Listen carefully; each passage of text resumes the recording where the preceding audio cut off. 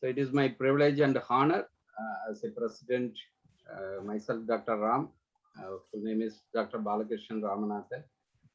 This Guild of International Speakers and Trainers, registered society in Singapore.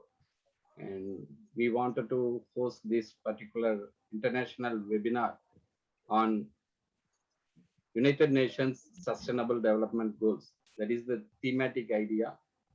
Today, Singapore celebrates 56th National Day. So we wanted to make eminent speeches from eminent speakers here. So it is a kind of knowledge sharing as well as focus towards the sustainable development goals. I would like to invite Ms. Vijaya, our assistant treasurer, to provide the welcome address. Over to Ms. Vijaya. Yes, thank you, Dr. Ram. I'm very happy to be the part of GIST, and it's very nice to work with all the speakers here, and to work with Dr. Ram, who has given me a lot of opportunities to mingle with a lot of wise people here. Today, my role is to be the MC, so this is the first time I'm doing it. So please bear with me if I'm doing something not right. Okay. I would like to welcome our first speaker, Mr. R. Nagarajan, the CEO of the new Infotech Private Limited Singapore, to give his speech. First speaker is mine. Oh, sorry. Dr. Ram. Okay, I would like to invite Dr. Ram to give a warm welcoming speech. Okay. Yeah, Dr. Ram, over to you. Yeah. Thank you. Sir Nagarajan sir, please stop sharing. Okay.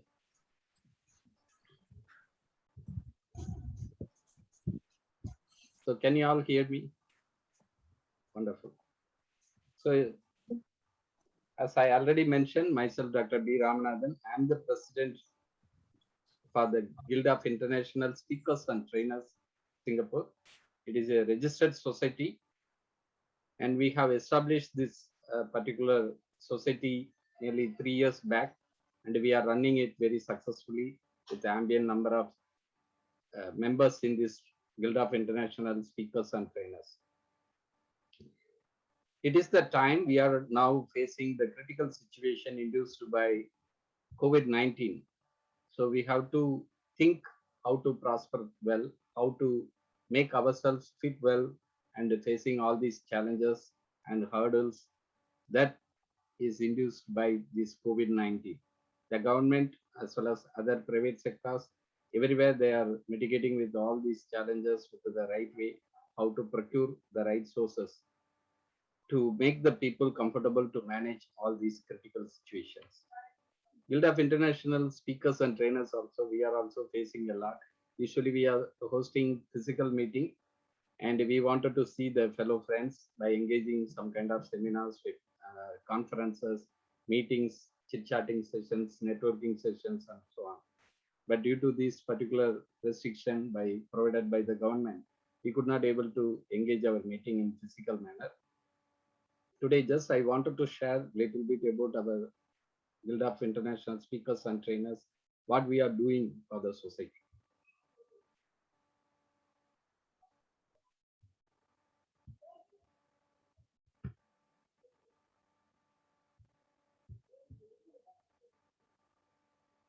Can you see the slides? Yes.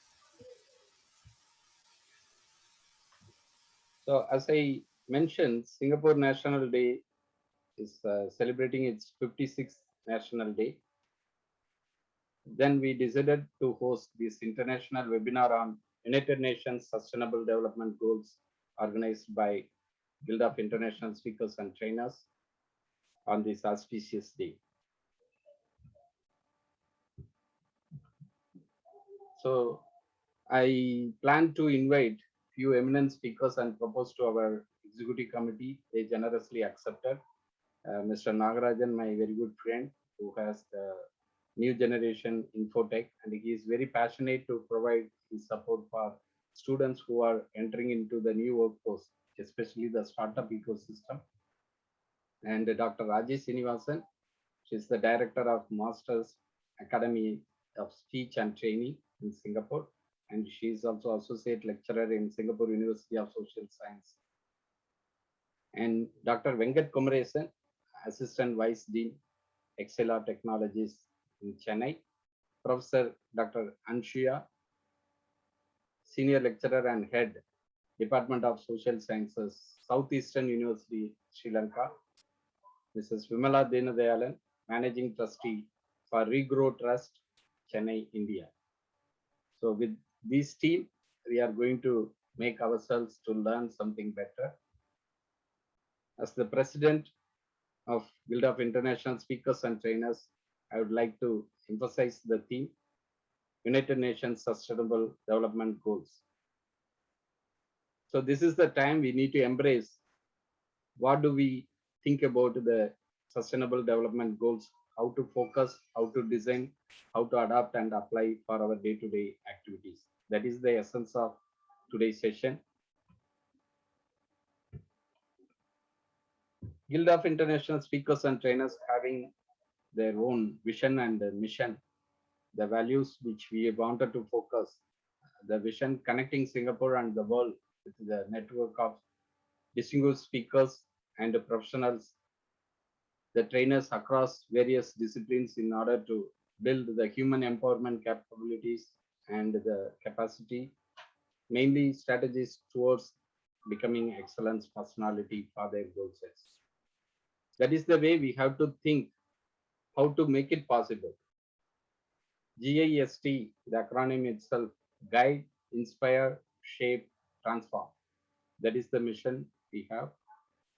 The values what we can provide through these kind of activities, building an innovative learning, knowledge sharing, and social development paradigm, the activities which are mainly across the cultures, capabilities with passion, ethics, integrity, diligence, and discipline. That is the main focus. We have our own objectives to network with all the public speakers who are having eminent kind of personality to deliver the speeches which are very much required for the community to develop into the new upscaling segments, and to start the local chapters across Singapore aligned with the overseas group, to associate with the government programs as well as private corporate company or MSME sector. We can able to support for their needs, especially for customized training provisions. We wanted to conduct national and international programs. As of now, we can conduct only through virtual manner. In future, everything is okay, we can conduct in physical manner. Our organization, we have the executive committee member, myself as president, Dr. Saravanan as vice president, and Mr. D. Prasad is general secretary, Mr. K. Ranjit is the assistant secretary, Dr. C.J. Tenmuriyal is treasurer, Ms. Vijaya is assistant treasurer, Captain Shankar, executive member, Captain Sangameshwaran, executive member, and Mr. Saravanan as executive member. And we have the organizational standard, the chart like this: national president, vice president, advisory board member, and other dignitaries. As long as we can focus on United Nations, it is the goal sets, sustainable development goal sets clearly emphasize how to make the people empowered. So there are nearly 17 segments they clearly mention for the empowerment strategies, mainly focused for the global sustainable development.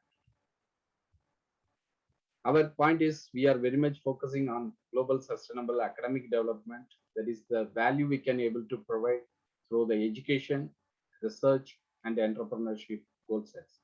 That is clearly specifying the cultural transition, global immersion development, as well as the new people who can able to contribute better through their entrepreneurial role. This is the aspect we want to focus through the Guild of International Speakers and Trainers by engaging the specified public speaking skilled people as well as professional training bodies. Our market focus, we are focusing on institutions and industries, how to combine together for the institute industry partnerships. That is making the people fit to the environment very comfortably, because we want to bridge the gap between the institutions to acquire the industrial values. At the same time, institutes can procure the sources and resources from academic areas. Our target clients, we are targeting for the business owners, aspiring entrepreneurs, professionals, and managers, especially the professors and teachers are creating the new workforces. But we have to make them to come in contact with the industrial values. The higher educational students, school students, also we must need to focus because they have to feel comfortable about the real-time kind of atmosphere. That is very, very important.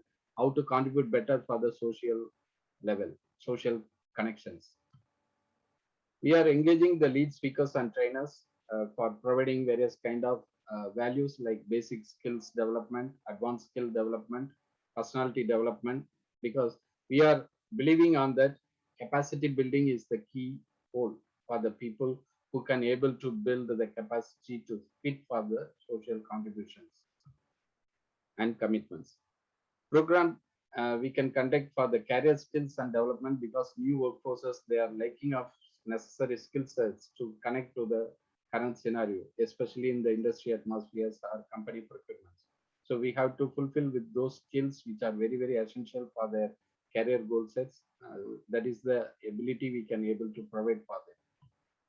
Workforce skills and development, Singapore is very finely designing the workforce skill qualifications to compete with the necessary competency skills and goal sets. That is the way we can able to answer for many things, especially short-term and long-term career goals, and how to fit well to answer for the interview sessions. There are so many areas, disruptive challenges induced, digital transformational skill sets very much demanded as of now, especially industry 4.0. So we are also focusing to joint venture with the professional trainers who can able to uplift all these criteria for those people who are in need of upgradation. And management skills, leadership also very demandable thing. Leadership, people management also one of the sector in Singapore. There are a lot of requirements for the leadership requirements. That is the way we can able to motivate and enable the people to fit for the community. That is the aspect we are focusing, and we are providing a lot of talk sessions through the leadership grooming skills, how to learn from the eminent speakers, eminent personalities as well. The personality development also, it is very, very essential because self-enablement or self-engagement also a good personality values.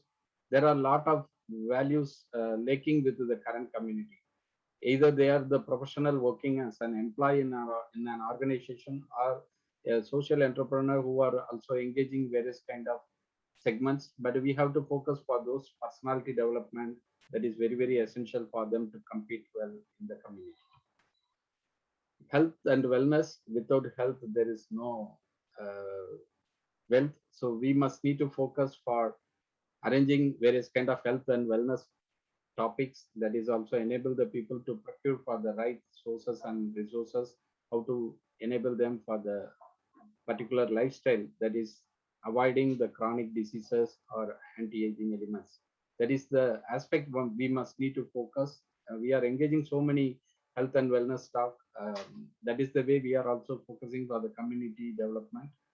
That is also along with the sustainable development goal sets in United Nations portfolio. Finally, the human excellence is the motto. We are all human. We are grooming our skills from our birth towards our death. How do we able to procure all these sources to enable us a better human and becoming an excellent personality? So we need to work together, engage our contributions, how to make the future community to become an excellent community, helping each other in their needs.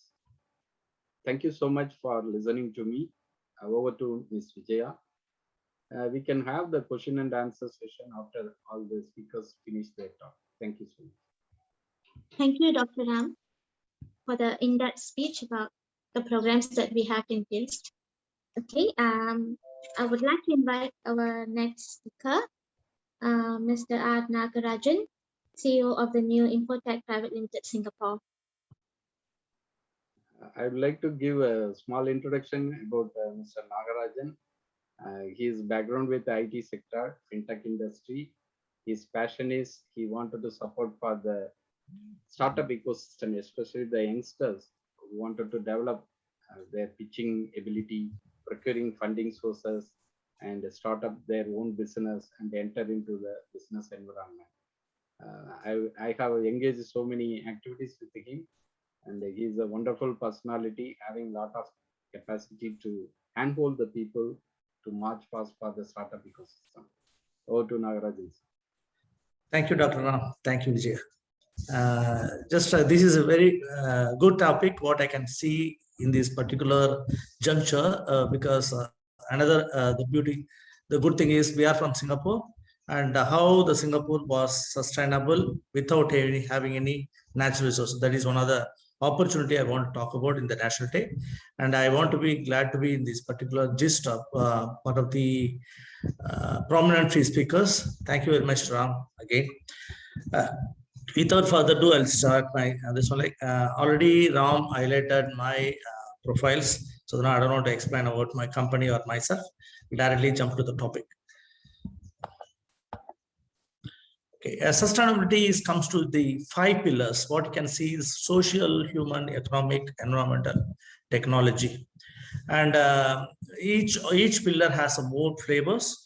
And end of the day, how we are surviving with respect to the mutually working towards the global terms, and the global terms comes with the different aspects here. That's why we are talking about the social, the first pillar, and after that we are going to be starting with humans and economic environment factors, and finally the technology is new factors we want to plug in. So you know how this all fight together, making the sustainability of the ecosystem.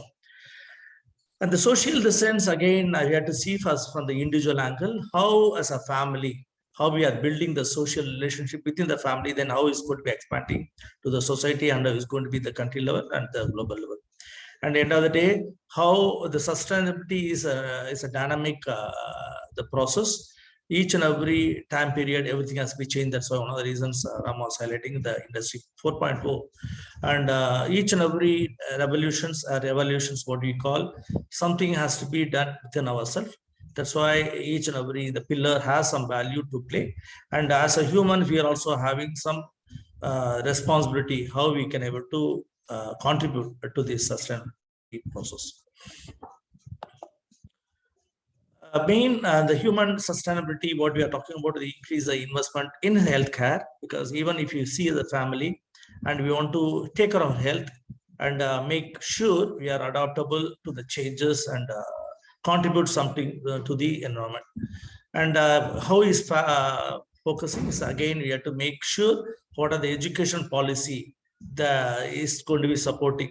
Therefore, education also one of the main pillar under the human sustainability, and how is going to be supporting the holistic picture. And next comes to the human is service accessibility. Suppose if you go as an individual, even for the family side or the society or the government or the country level, how this service is going to be accessible. And we don't want to integrate all, we don't want to differentiate with the different races or the generations. Everything has to be taken consider, and we want to give the holistic service as accessibility approach. And how is happening, and we have to make sure the nutrition has to be properly provided to the humans, and which is resultant to the healthy society, and end of the day is going to be healthy economy. Everything is going to be, this is one of the sustainability we are also talking about. Each and every century or any decades, everything has to be considered as a whole. And finally, if you have the 4 pillars, how is going to be developed from the human aspects? That is why the knowledge and skills come to the picture. That's why the guild also doing the same strategy. That's why the guild, what they do, they are also coming under the knowledge and skill sets, how to create the knowledge within that particular gaps what the generation is facing or the economy is facing, and make sure the sustainability always addressed. And based on the knowledge and what are the skill sets has to be developed, so they can also configure themselves within the society, so they can also take some privileges and some contributing back to the society on the sustainability. And the second pillar, what you are talking about, the social sustainability. Again, I was configuring everything on the 5 pillar aspects. Okay, the first one is relation to the community, culture, and the globalization. If we see the social, we are not social in the sense we have to consider holistic, how the society will be distributed, different community, different culture, and globalization. Because end of the day, when you take it further, it is always addressing back to the global as a human factors, how we can able to sustain with the earth, who are the person is staying in this place. And also, when you do the future, preserve the future generation and the values. When you make decisions, not only we have to consider, we're supposed not to consider only the current or the past, we have to consider the future. That is a place we are also taking the formula from the Singapore. If you see as a Singapore, they started with an island, the fisherman island, and this is now they are the developed nation in the Asian Pacific, and they are also contributing back to the world.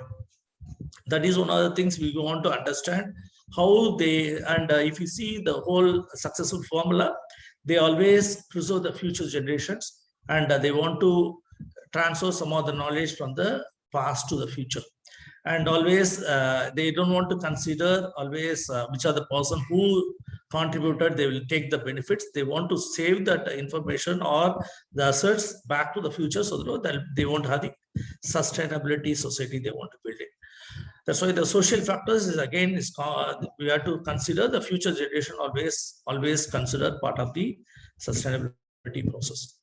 And social quality is a cohesive, the reciprocity and honesty.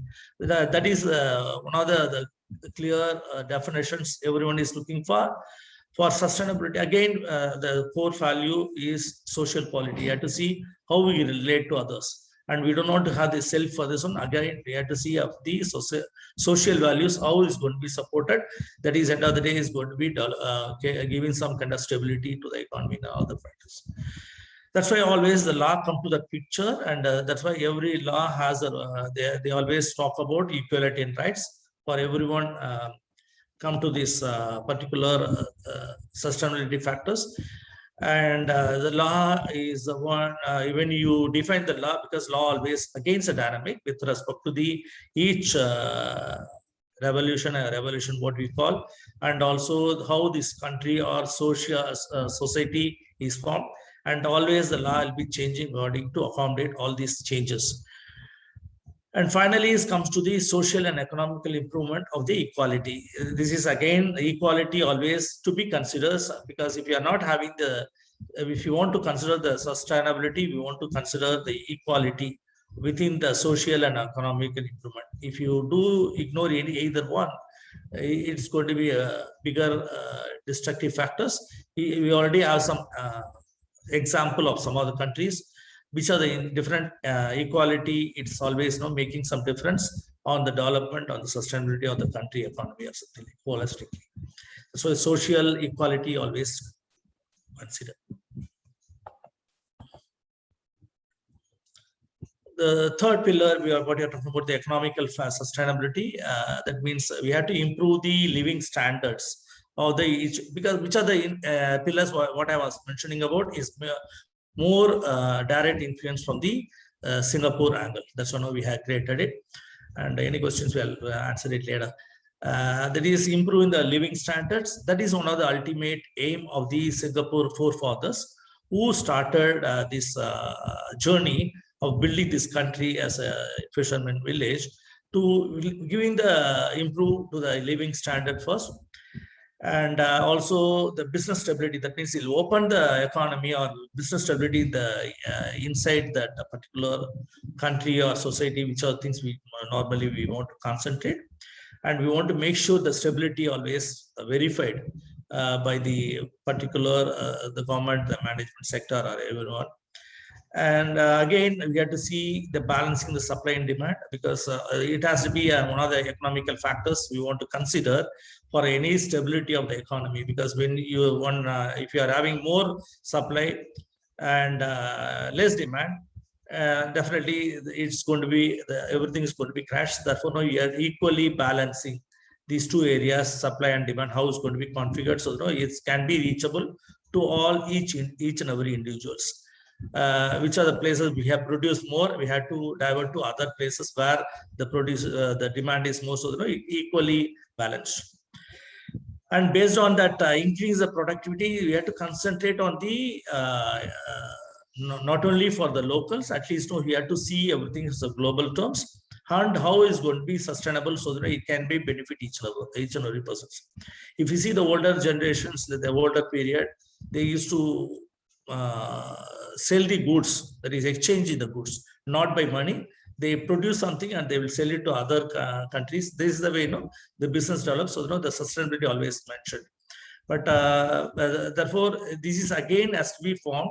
That is one of the reasons. If you see the blockchain and so many new technology factors also influencing this particular area, where the productivity will be more, produces more in other countries, can be diverted back to the place where they did. So the people can have some benefits of the produce without wastage.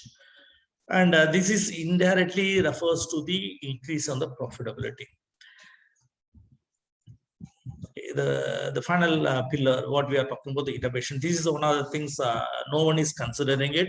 Sustainability, how the technology is going to be supporting. If you see other technology, other generations, first, second, or third, some kind of technology, but more integrated to the other 4 areas. But now the technology is going to be a bigger influence factors on the sustainability mapping, anything you mentioned it. First pillar is innovations. That's why innovation is again is a dynamic. Now, if you see compared to other eras, this particular time where we are living, we are fortunate to have this kind of giving all innovations are coming in, new innovations, and which is more suitable to the human factors. And the second is R&D. R&D is again, if you see any business or anywhere, if you go the world, the R&D is one of the considering factors to innovate something, and is going to be more into the sustainability phase, where the economy or the global demands how this can be benefited to the human or the earth race together. Okay.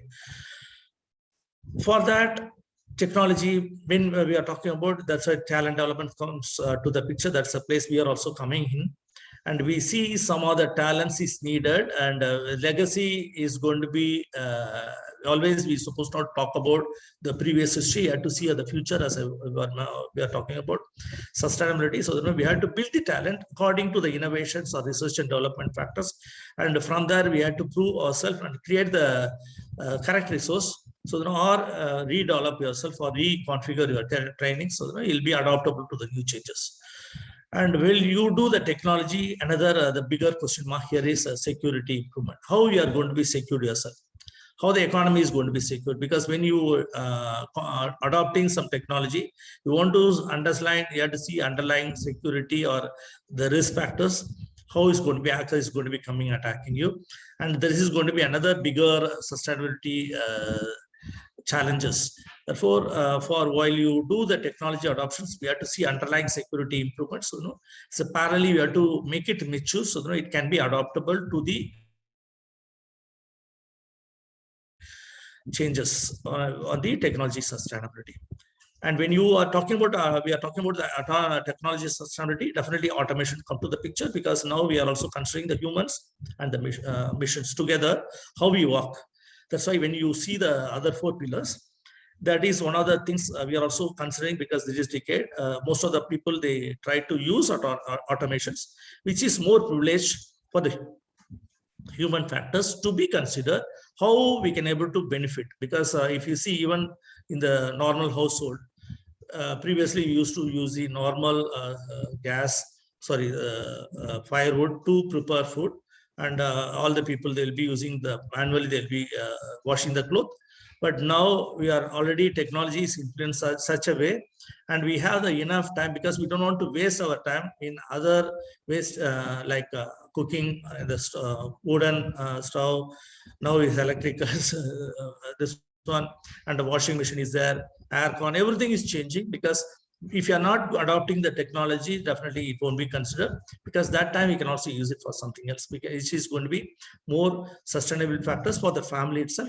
When you have that when you are going for the new generation or something, like, we have to be practically, you have to think of how is going to be supported the tech automations. This is automation is again what you're talking about, the family automations only is we are using the normal washing machine, so many other factors. But if you see the next level on the economical side or economy side, or with some other business, they are also trying to use automations, which is always we are doing the repetitive task, we'll try to automate. So and another the advantage of automation is a perfection, because when the humans are having it, we have some biasness, but if we are making the automation, we'll try to have the quality of the delivery. That is one of the aspects we are also getting the benefits, and those aspects definitely is going to be a very what you call energetic for building this sustainability society. Okay, how now I'm just challenges. What are the challenges they face? Each and every country. Just for example, we are taking the Singapore sustainability challenges. What they face: the water, energy, carbon. Because if you see the global green energy, all the stuff, so the carbon comes close. Okay, carbon is coming to the picture. Land scarcity, waste generations, aging population, import dependencies. These are the main challenges Singapore currently they're facing it. But if you see their own history, they always go ahead with the 20 years before ahead. They always create the programs. So they will try to target 20 years ahead, and that way they have some kind of privilege to offer to the society. And if you see the water, they are now believing on the Malaysia has to give the water to Singapore, and 60 years is only the contract. And now they are already in 56 years, and therefore 4 years more to go. Therefore, they started building that reservoirs, and they are also coming with alternative water sources. Okay, how reclaim the land, how to water, recycling the water, all those things aspects already they started, and they are in target. And similarly, if you see the energy also, energy is another bigger area. They are also considering it. And now the green energy, so many things are happening. Therefore, they are also coming this, they produce a lot. And similarly, they'll try to use the green energy. And already they are making the private public partnership. And it's going to be reaching actually each and every individual household or the factories. In that way, they are also self-sufficient on the energy factors. Carbon footprint, again, they want to minimize the carbon, the fossil energies, and they want to encourage on the solar energy. This is one of the things already they started doing it. This one on top of the reservoir, they already the Asia, because I'm not sure about it. They are the biggest solar energy creator. And the land scarcity, again, another issue is a very small island. If you see, this is Singapore is the only nation, it's called as a city, state, everything is Singapore only. And but what they do, they are reclaiming the land, and they are also building the places. Again, that is one of the things we have to learn how small land, how they increase the value, and no natural resources, how they are creating the natural resources. So those things we have to appreciate. The waste generation, again, because the population is very condensed population, the land scarcity, and how they recycle the waste. That is also, they are also coming the different plan, how to minimize the waste, and we have to recycle. That's why already they are giving that law, as well as creating the society in that manner.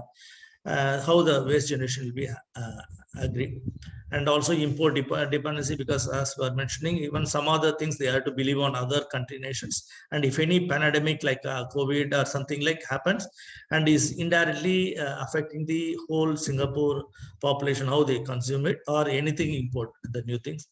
And that's why it comes some Singapore also trying to come up with this own the formula to have the self-sufficient sustainability this one. The other main, now everyone is now they are talking about the aging populations. In Singapore is very Another 10 years time, most of the nearly 30% or 35% of the population will be more than 60 years. That's why Singapore also coming with a different technology. If you see all these challenges, that's why if you see the opportunity here, this is already a RAM highlighted. This is international UN policy where they want to put in. But if you see that aging population, all those factors can be adoptable. That's why Singapore is coming the different strategy to address all these challenges using the technology. If you see last week news, they are already going to add 200,000 cameras. Okay, in that way, they want to consider come up with the data, come up with the data, and which is going to be giving more privilege, understanding what are the other influence factors, so that they can also support and all the challenges what they do, including the, if you see anything, easily they can able to verify. That's why they are going to be adding 200,000 cameras in Singapore. Okay, and what is our initiative? That is a place I want to concentrate, because that's why as a company, Singapore-based company, we come to this level where we provide the digital transformation guidance. That means any businesses market, and they cannot able to withstand with respect to the legacy things, and we will become another Konica or something like Nokia kind of things. To avoid that kind of bigger this one, and we are trying to give the businesses on the digital transformation guidance, which is going to be more adaptable, and therefore they can also understand how this is going to be making the profit. Because if you see the 10 years back, the technology is not that much big, and the transition is very less. Now the technology influence is more, and therefore, but the business are struggling a lot to survive. Who are the person understand the technology, digital transformation, they already succeed in the current generation. I can also give some example, like getting some $1 billion previously is going to take around at least 10 years. Right now, this is within a year, they can also create the $10 million business. How is possible? Because it's a digital, because already they adopting the business, therefore no digital, therefore they can able to succeed. The same aspects, if you see the other one, hybrid approach on the smart initiative, that's the thing we'll also do, because we are not ignoring the human factors, but somewhere we have to play the business, or anywhere we want to consider the hybrid. How where the human can do the good job, and where 2 more minutes. Okay. Okay, I don't know, because you never told me. Okay, I'll finish it up, no issue.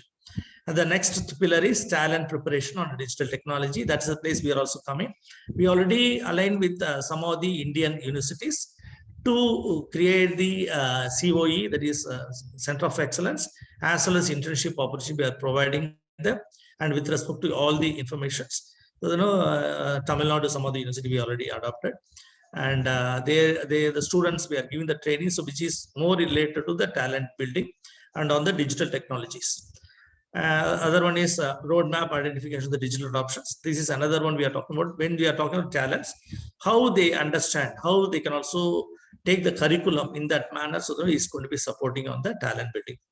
And also we are also giving that hybrid automation approach, where the humans and machine can work together, so that you can also make some kind of society influence. That's it my side.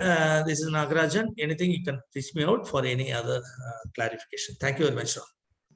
Very wonderful insights. It is really giving more inspiration for the people how to focus for the technology procurements, for the matter of sustainable development goals designed by the United Nations.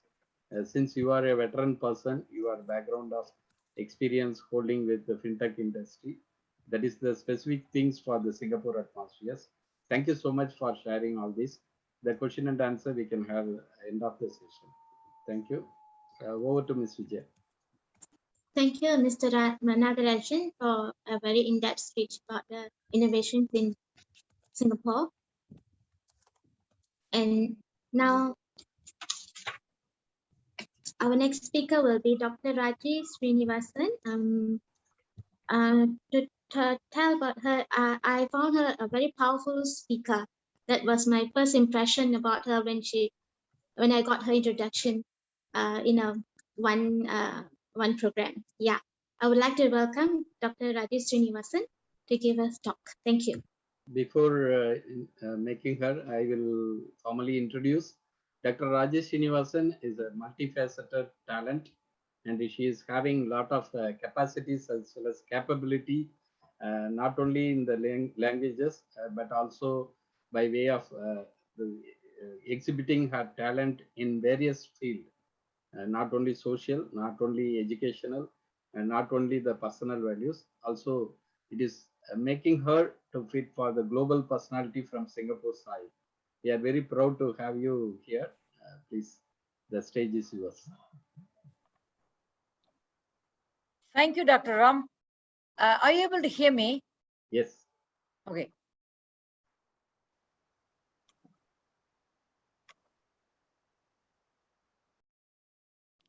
Give me 1 second.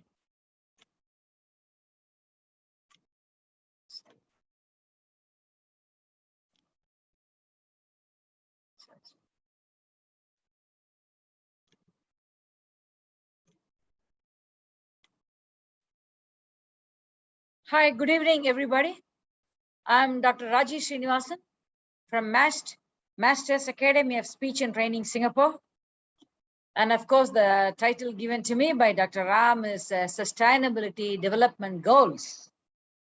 Well, what am I going to add other than what Dr. Ram or Mr. Nagarajan have already told? But what I'm going to do is just repackage it and retell it maybe in a different manner. That's all. Give me a moment, please. Well, we are all talking about sustainability. Okay, to a layperson, a person who is not connected with any of the industries, neither educational nor any other industry, nor IT, whatever. The moment you say sustainability, what is this? For who is this, first of all? Why is this thing called sustainability suddenly cropping up from nowhere? Is this for an individual? Is it for an organization? So many doubts.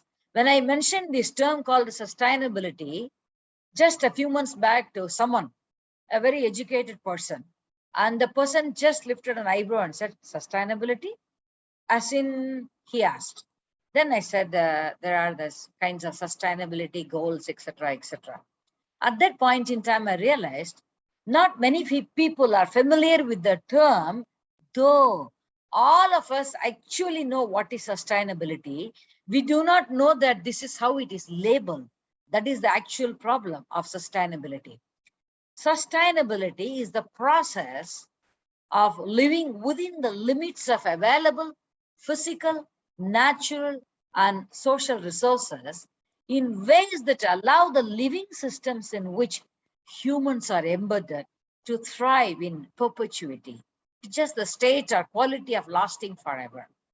So basically, we'll be surprised to know that better than us, our Indian forefathers, they actually knew what is called sustainability. They had better sustainability goal than all of us. Just for example, you have heard about, like in olden day villages, you know very well that what they used for fuel. They just used whatever was available naturally, including cow dung or whatever it is. They used it for fuel. They just picked up all kinds of sticks and wood to make their kitchen work, all these things. Please don't think for a moment that I'm asking us to step back 50 years back. No, no, no, no. What I'm trying to say is sustainability, they did learn. See, the moment gas cylinders entered, you know that whether it is a tiny village or whether it is a big city, we all struggle because the supply and demand, they do not match. So in this context, we have to think about sustainability as well. It's the development that meets the need of the present without compromising the ability of future generation to meet their own needs. Okay, how? I repeat that point again. To meet the needs of the present without compromising the ability of future generations to meet their own needs. It is there we all fail as a society. Simply because we are not we are not having that kind of a vision to think about our future generations in this term. All of us as individuals, as family people, we think about our future generation. We do save money for them. We make sure that they are educated. We spend money and all these things we do.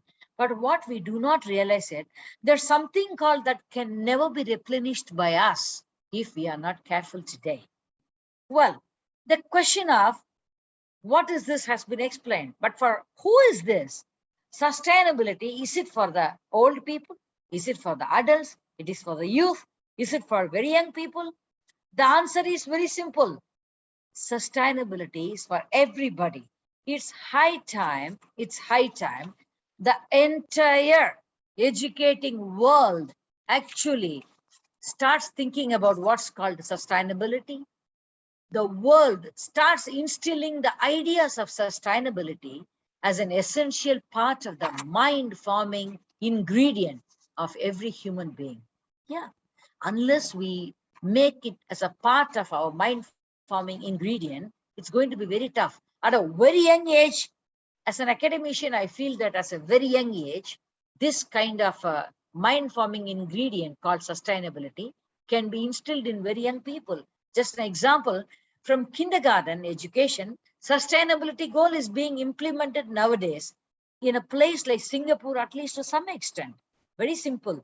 It's the very young schoolgoers who come back home and tell you to use less water, to use vegetable waste in the garden, to recycle your cans and bottles, to use less electricity, and to avoid aerosol sprays. I still remember my daughter was 6 years old when she told me to stop using aerosol sprays within my house. And she really explained very neatly. I have not contributed anything towards that explanation. She learned it from the school and she applied it on me and she reinforced the skill to herself. It is this which I mean as just a beginning. Yeah, sustainability is relatively a new term to many of us, though its meaning itself is not alien to us, as I explained to you earlier. See, in 1983, the United Nations has sought ideas from the former Norwegian Prime Minister, Harlem Brundtland, to run the new World Commission on Environment and Development. After decades of effort to raise living standards through industrialization, many countries were still dealing with extreme poverty.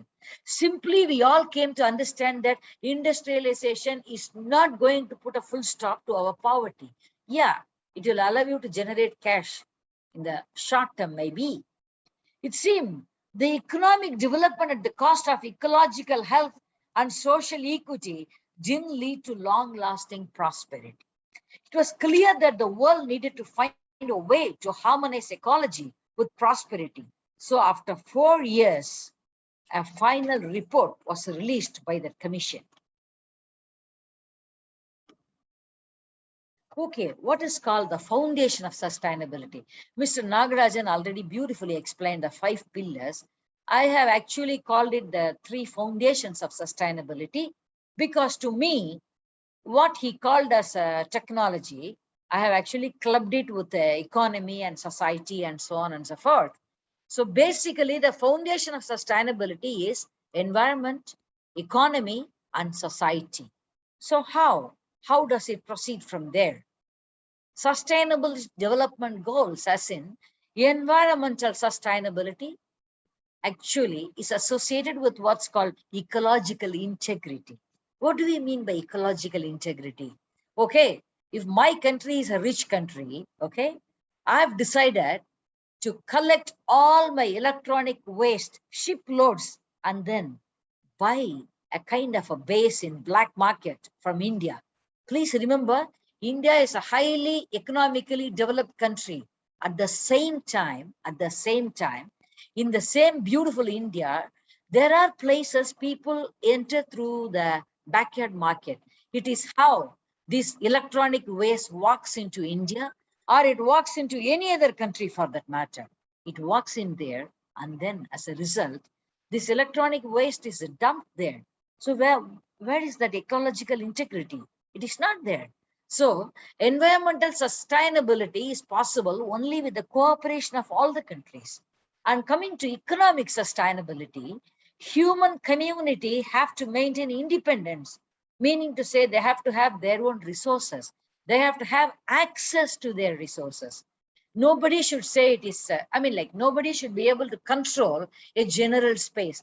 For example, recently, a sea space, a sea area is controlled by a big country in Asia, which has created societal pressures in many a country around Southeast Asia.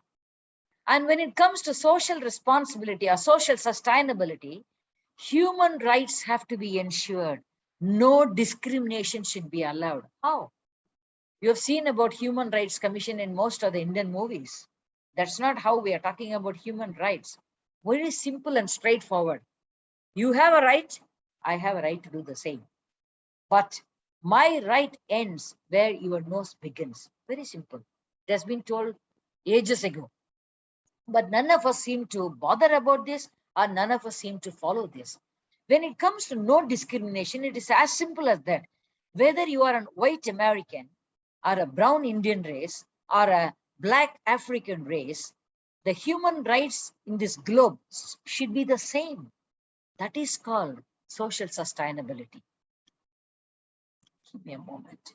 Well, of course, under Sustainable Development Goals, there are 17 goals, which Dr. Ram showed at the beginning of his show, but I just want to quickly run through that. We have all these goals. We have all these goals. Simple goal like no poverty. Goal is simple. Attaining is difficult. No poverty, zero hunger, good health and well-being, quality education, gender equality, clean water and sanitation, affordable and clean energy, decent work and economic growth.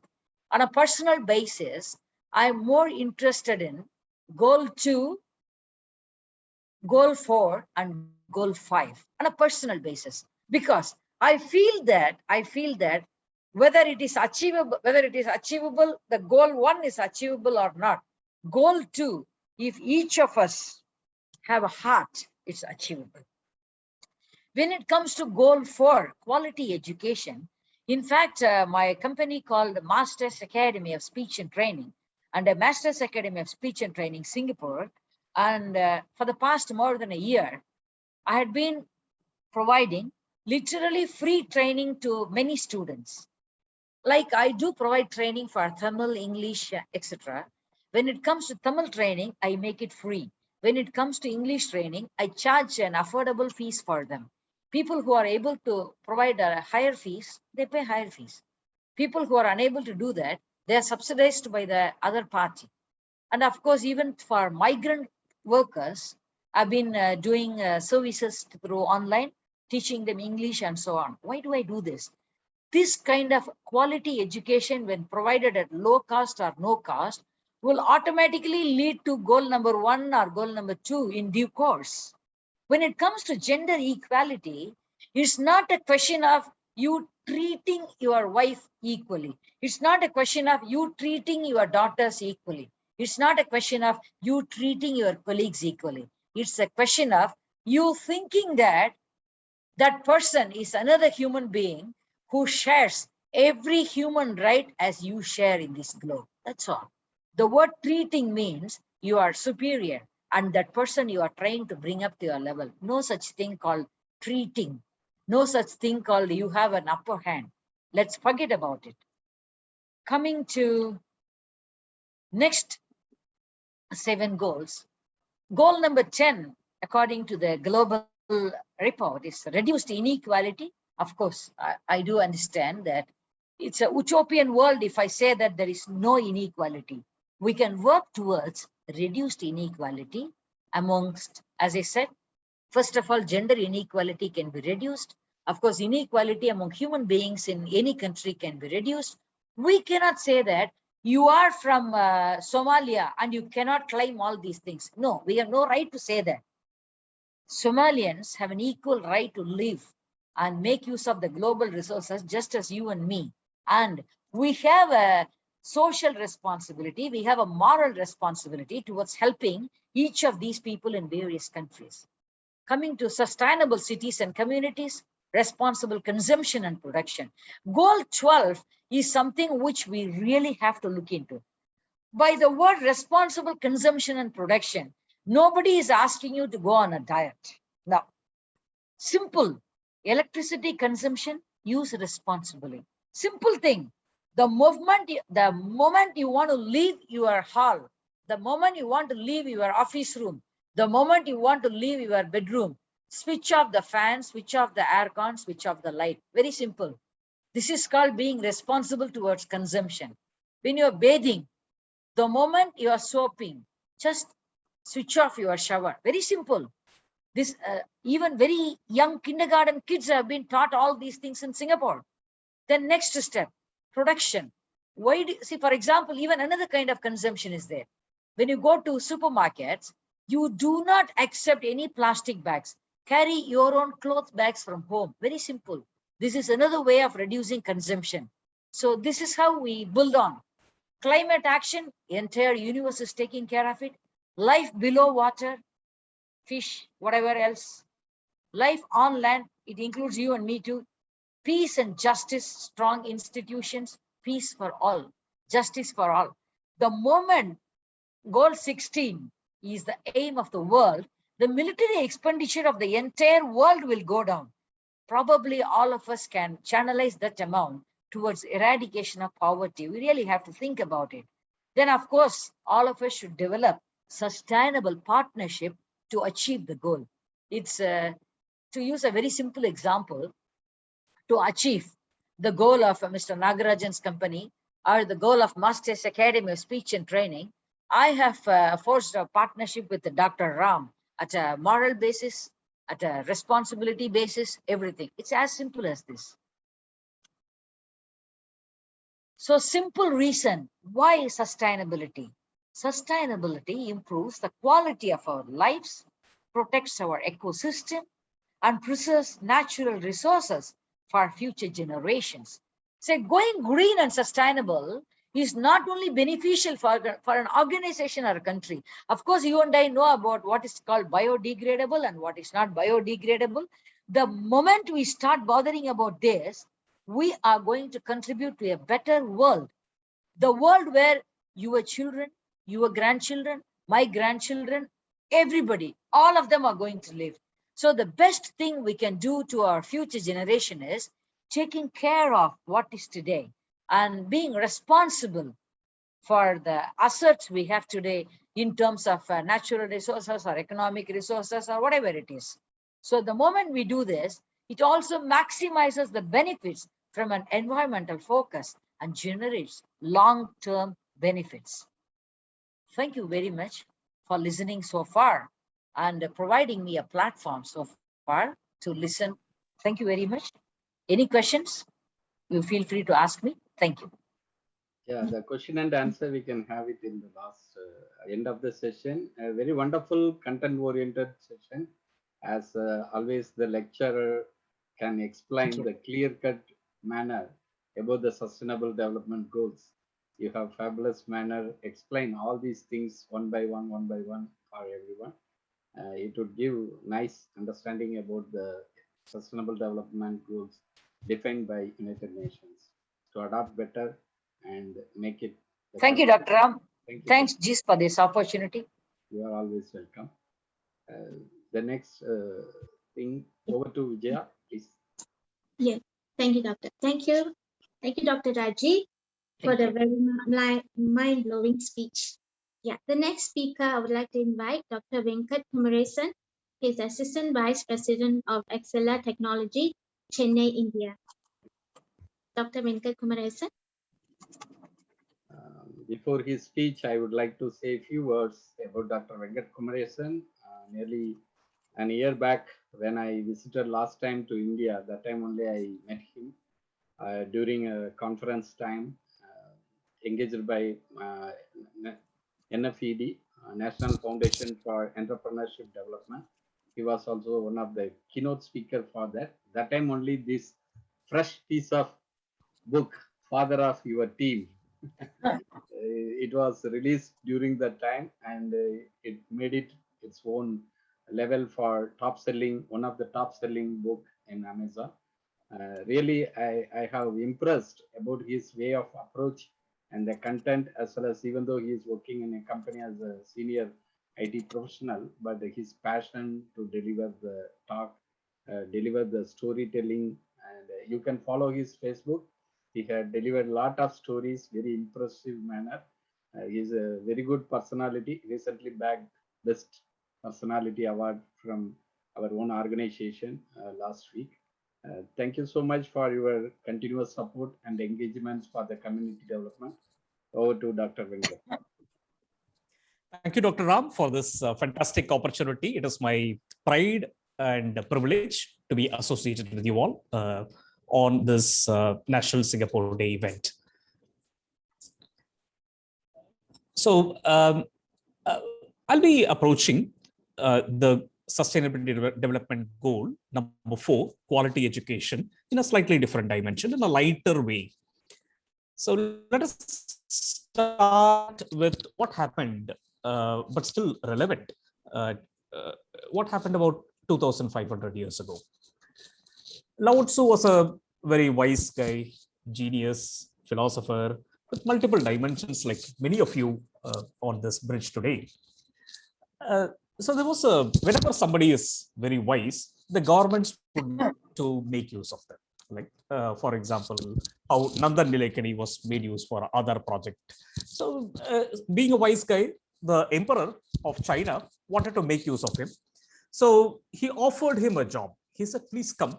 We want somebody who's got so much of intuition, wisdom to come and become the judge of our Supreme Court. Our man, he declined it. He plainly declined it. He said, no, I don't want to take it. The king asked why. Lao Tzu said, well, either your judicial system has to be there or I have to be there.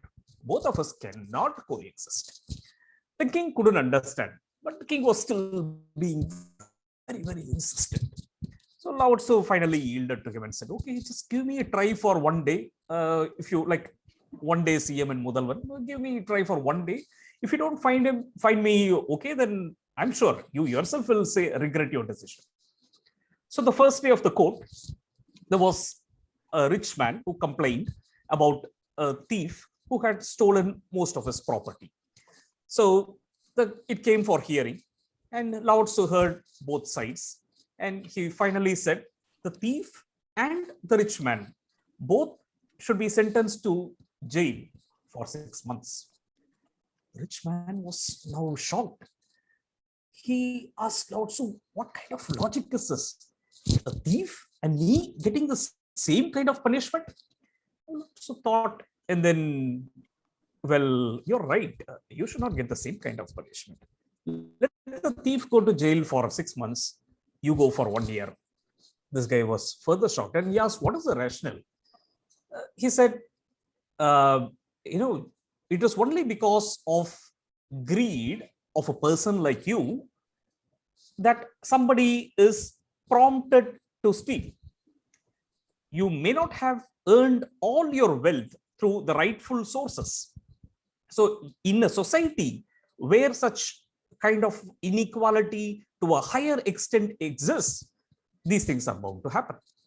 Now, this guy was very angry. He said, I want to meet the emperor. So he met the emperor and said, see, this man is a very dangerous fellow. So today he is sending me to jail. You are richer than me.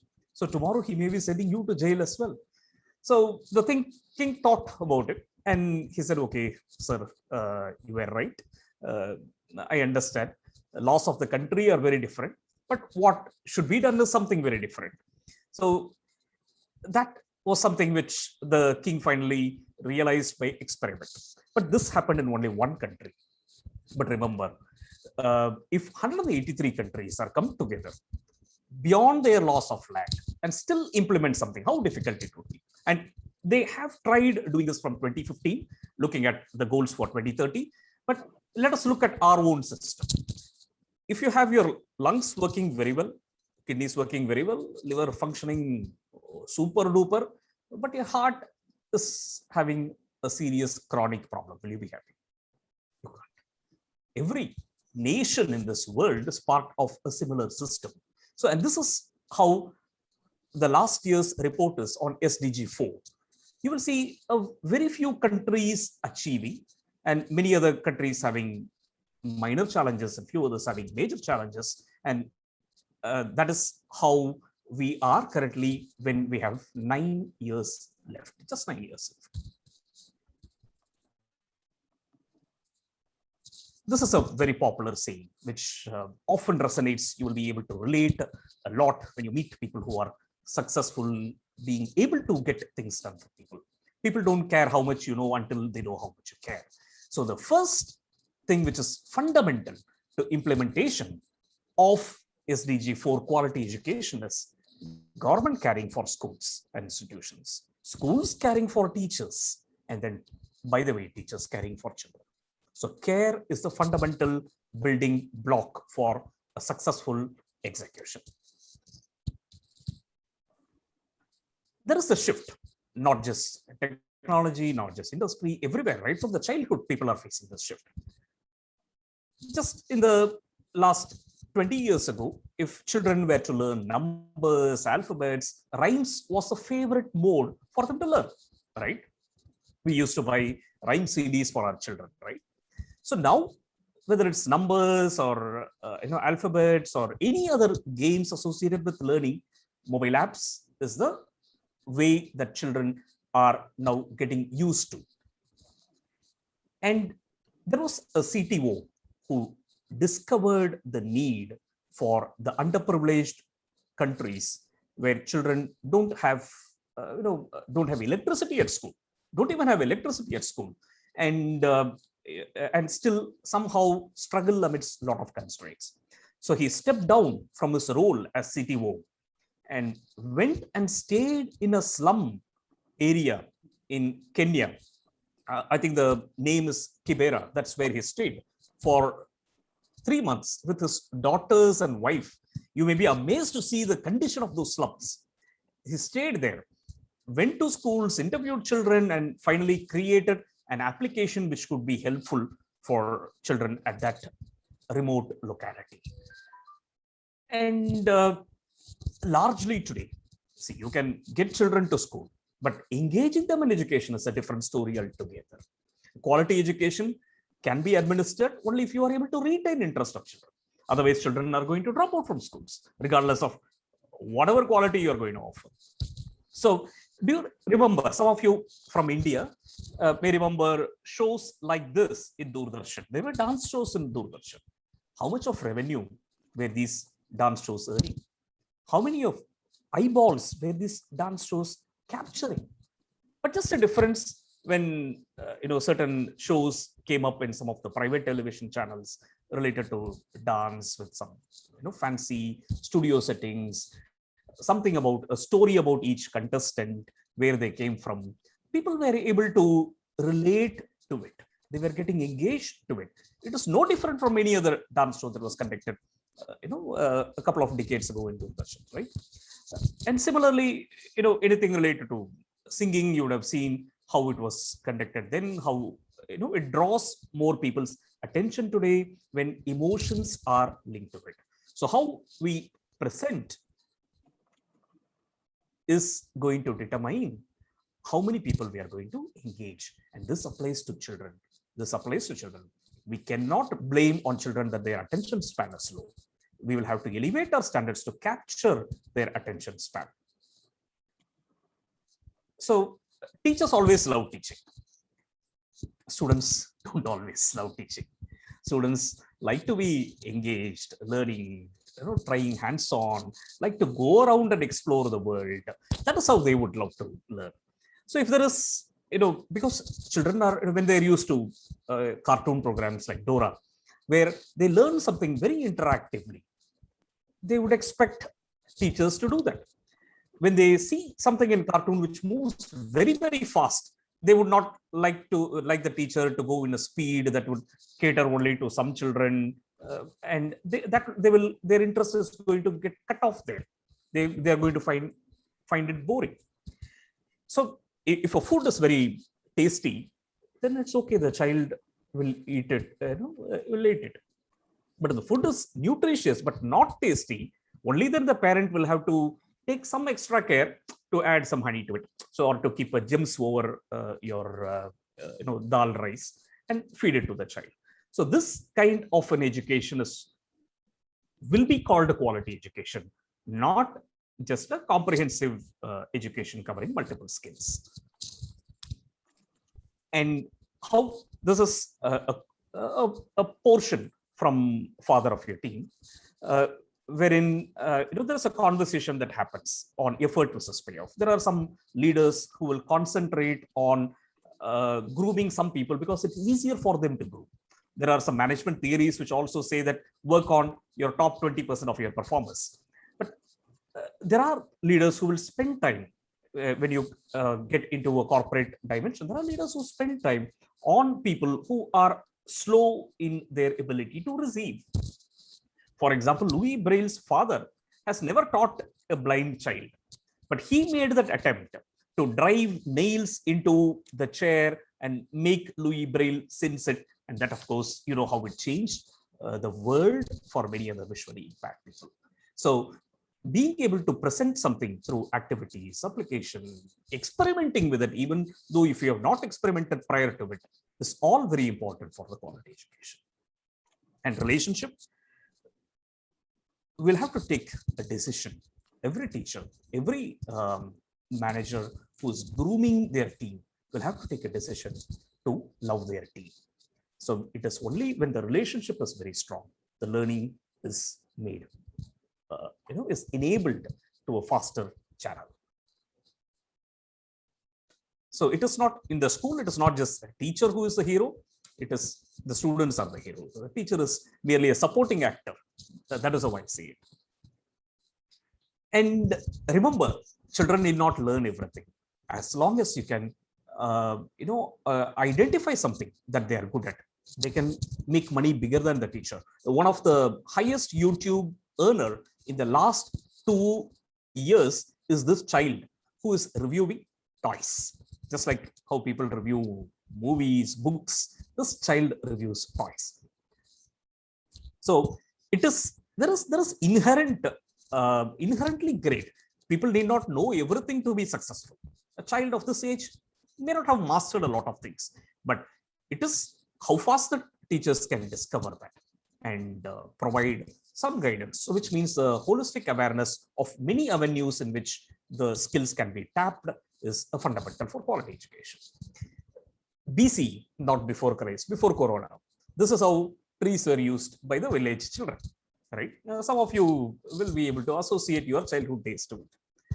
Now, OC, online classes. This is how in villages, children are sitting on the trees because the coverage is very bad. 2/3 of the children don't have internet access at home. That is as per the UNICEF report. But the irony is 95% of the world population are living in the reach of a mobile network. So you see that there is something very different. So which means that it is like a buffet. You have a wonderful buffet, but you don't have the appetite. And remember, there is no dearth of resources here for providing quality education because more than 1.5 billion smartphones are being manufactured every year. And there are cheaper versions as well, which would suffice the need for children to get engaged in applications. And what can we do? Like, we need not go like Bernd, the German CTO who resigned his job and went to the slums, but there are certain things which we can do. One is we can use social media to connect with teachers in the rural environment. Of course, Dr. Ram and there are many other academicians here who can be of help to identify a good teacher in a rural environment. And you can complement their teaching in some means or even connect with them. You need not go into the foreground and teach children, but at least connect with the teachers and offer what you have learned or offer your perspective so that it can trickle down to the children through the teacher. And number two, we change our mobile phones at least once in 3 years, right? So donate a used mobile phone. Do not just scrap it or keep it inside your locker. Donate a used mobile phone to any child who's poor, doesn't have access to it. Now, these are 4 things, okay? Tell me to what extent they determine career success of an individual: creativity, critical thinking, collaboration, communication. To a very great extent, yes.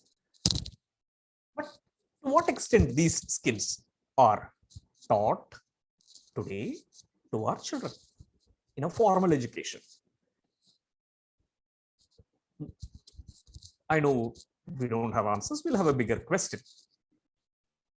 Now, anything that is segmented, classified, is adding value to it. Even if it is garbage, if it is segregated, it has got a higher value. So when children are learning a lot, they do not know how to segregate which one is to be applied where. Then I think the reverse happens. It becomes a garbage. So this is a snapshot from CBSE 10th standard mathematics book. And my child, it was only about a week ago she got her 10th standard marks. And I had asked her on certain topics as to where do you think they apply. The discovery is that was not taught in the school. So that is where there are people like Byju's or Aha Guru. They're making great money by making children associate from an application-oriented perspective.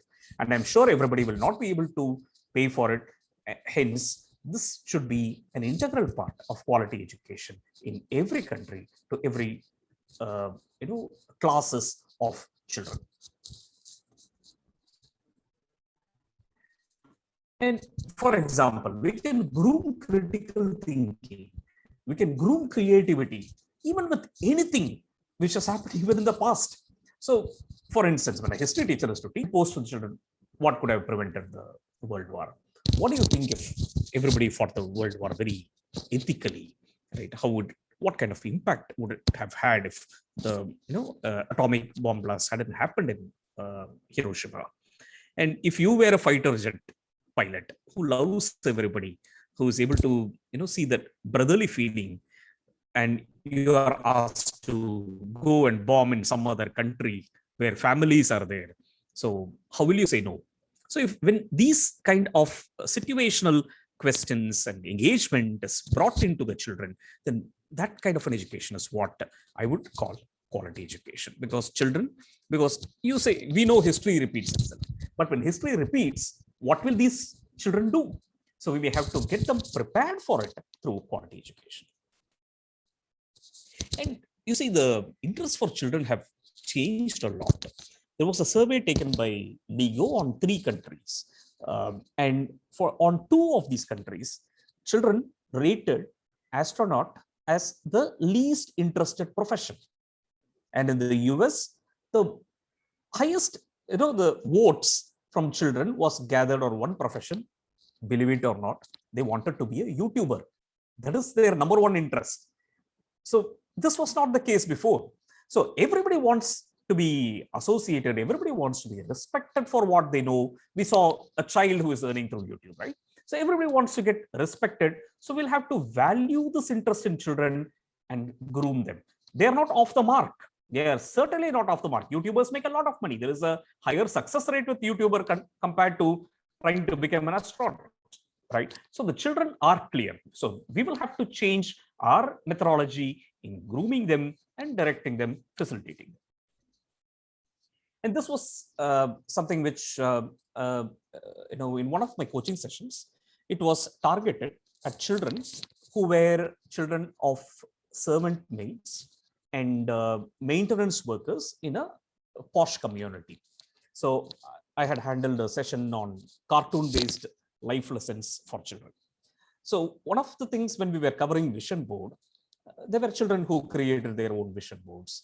When I could see how they have articulated in language, in vision, wonderful. Okay, I was very happy to see them not looking at constraints, but looking at some very audacious goal.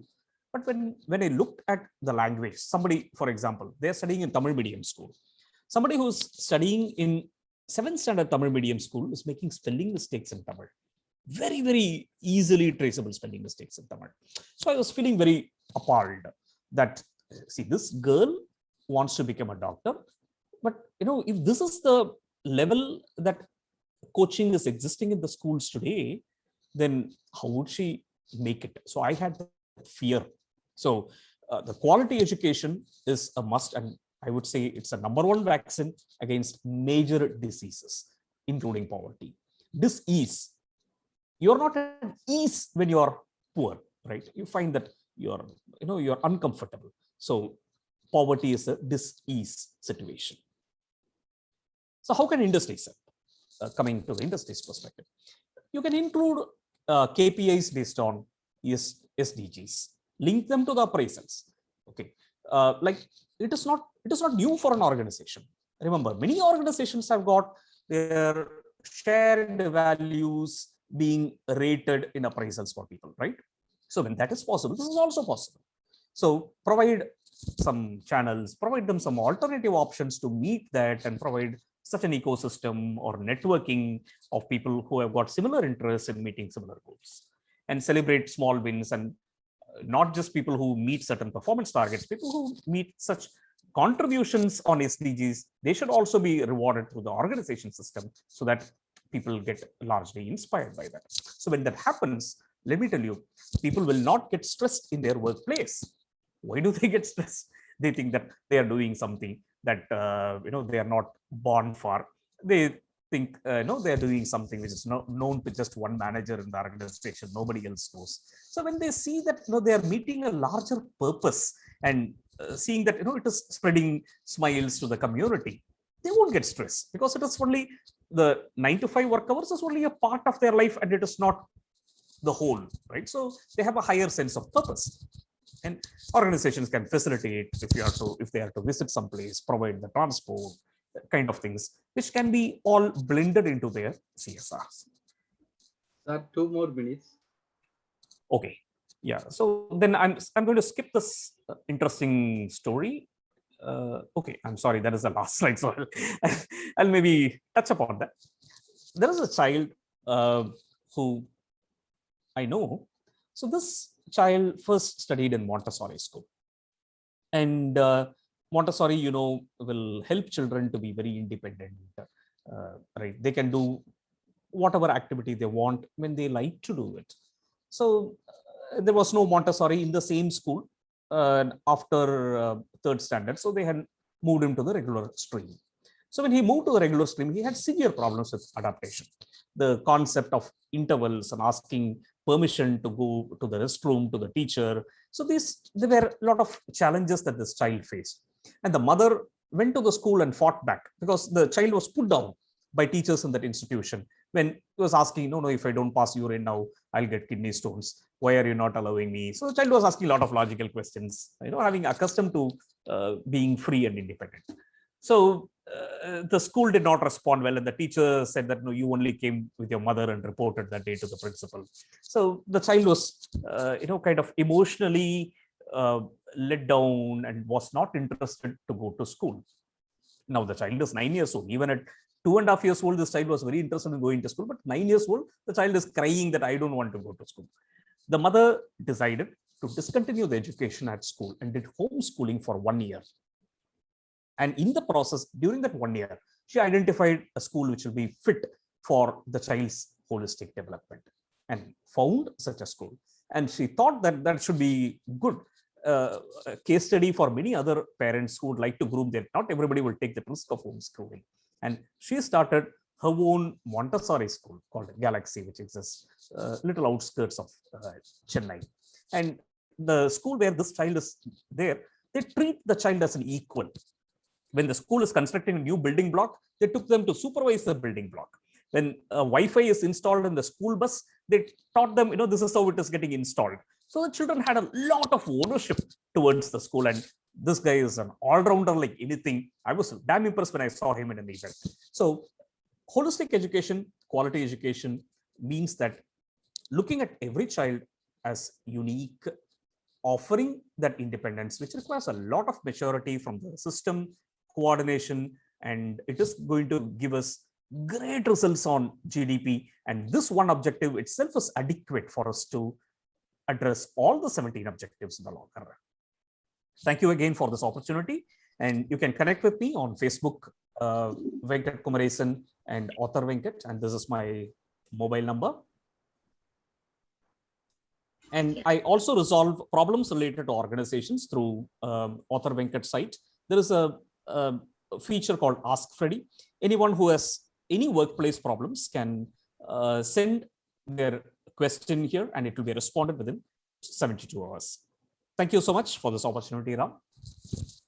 Thank you, Dr. Venkat. Really, it is wonderful. Always you are narrating the concepts and the features through the storytelling kind of art. It's really amazing. We are listening with your lot of stories in coming future. Thank you. Thank you so much. Over to Vijaya. Thank you. Thank you, Dr. Venkat, for the wonderful speech packed with full of values. And we really enjoyed the stories that you actually provided with us. Thank you. Yeah. Our next speaker will be Professor Dr. S. Anusia. She's a senior lecturer, head Department of Social Science, Southeastern University in Sri Lanka.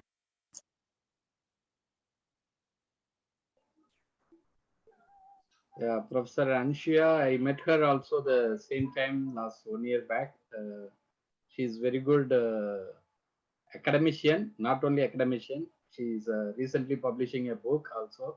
She will tell about that book during her talk. And she's a versatile personality. She's providing a lot of keynote speeches, eminent speeches in different part of the world. And she's very vibrant researcher also. I'm very happy to have her today to join hand for the Singapore National Day celebrations conducted by Guild of International Speakers and Trainers.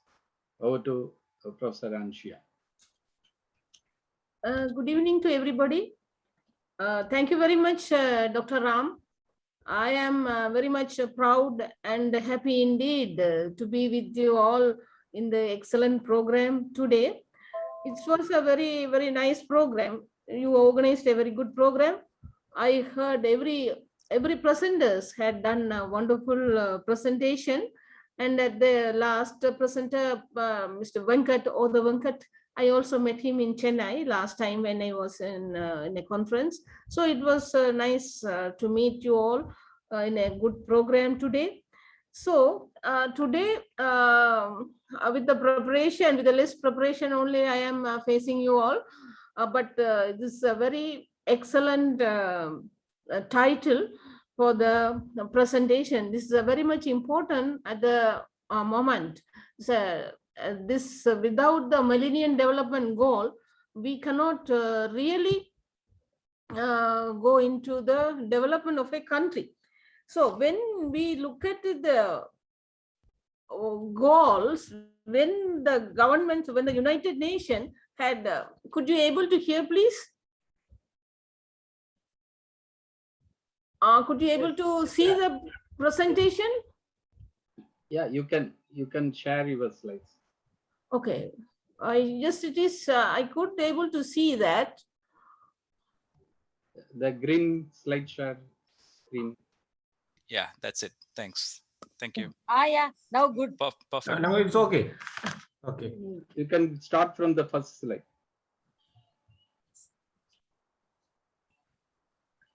This one. Yeah. Okay. Okay. Thank you. Okay. That's goal was set for the international development. Actually, why it was set, all the most of the people were suffering from different aspects.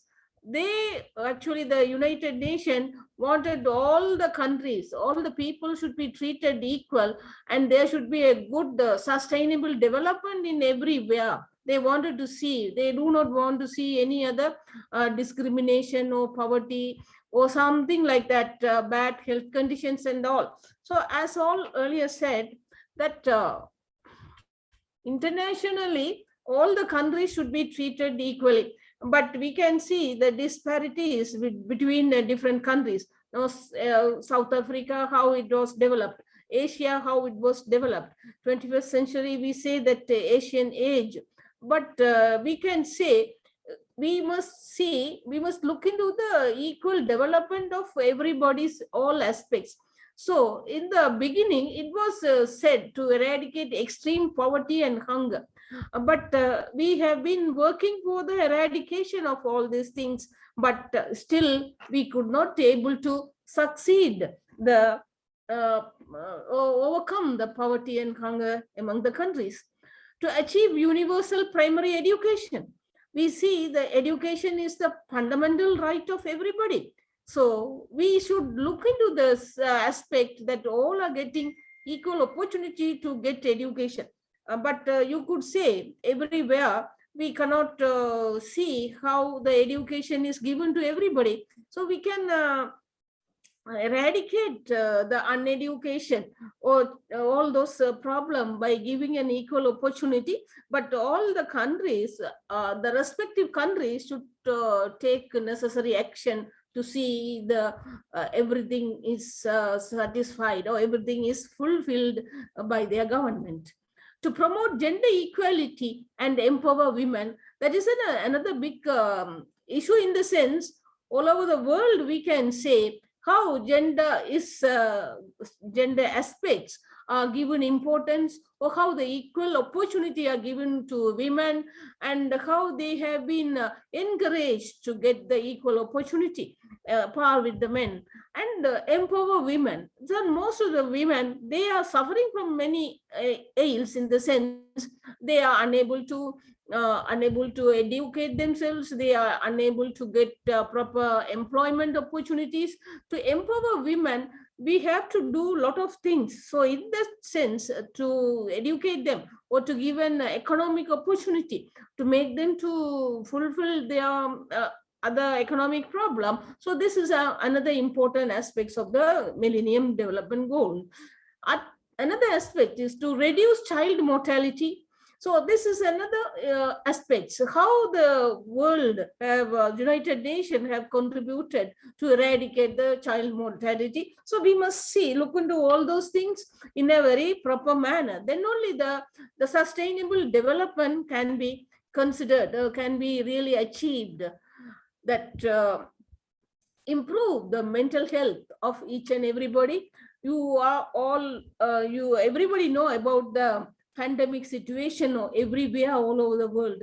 So this is really affecting each and everybody. So there are a lot of obstacles in the development of the human being in all the aspects. Every person now, everybody is suffering from this pandemic issue. So we must have a separate program for the pandemic and how it is affecting the development of all the programs. To combat the HIV or AIDS, malaria and other diseases. But now we have got a corona virus, and this disease is really killing each and everybody. This has to be dealt in a separate way. To ensure environment sustainability. So to look into this environment sustainability, there are a lot of aspects are involved in this. Agriculture, then a lot of industries, all those things are involved in the environment sustainability. How we can avoid the pollutions, how we can improve the quality of the products of the paddy, and everything are involved in this aspect to ensure the environment sustainability. To develop a global partnership for development.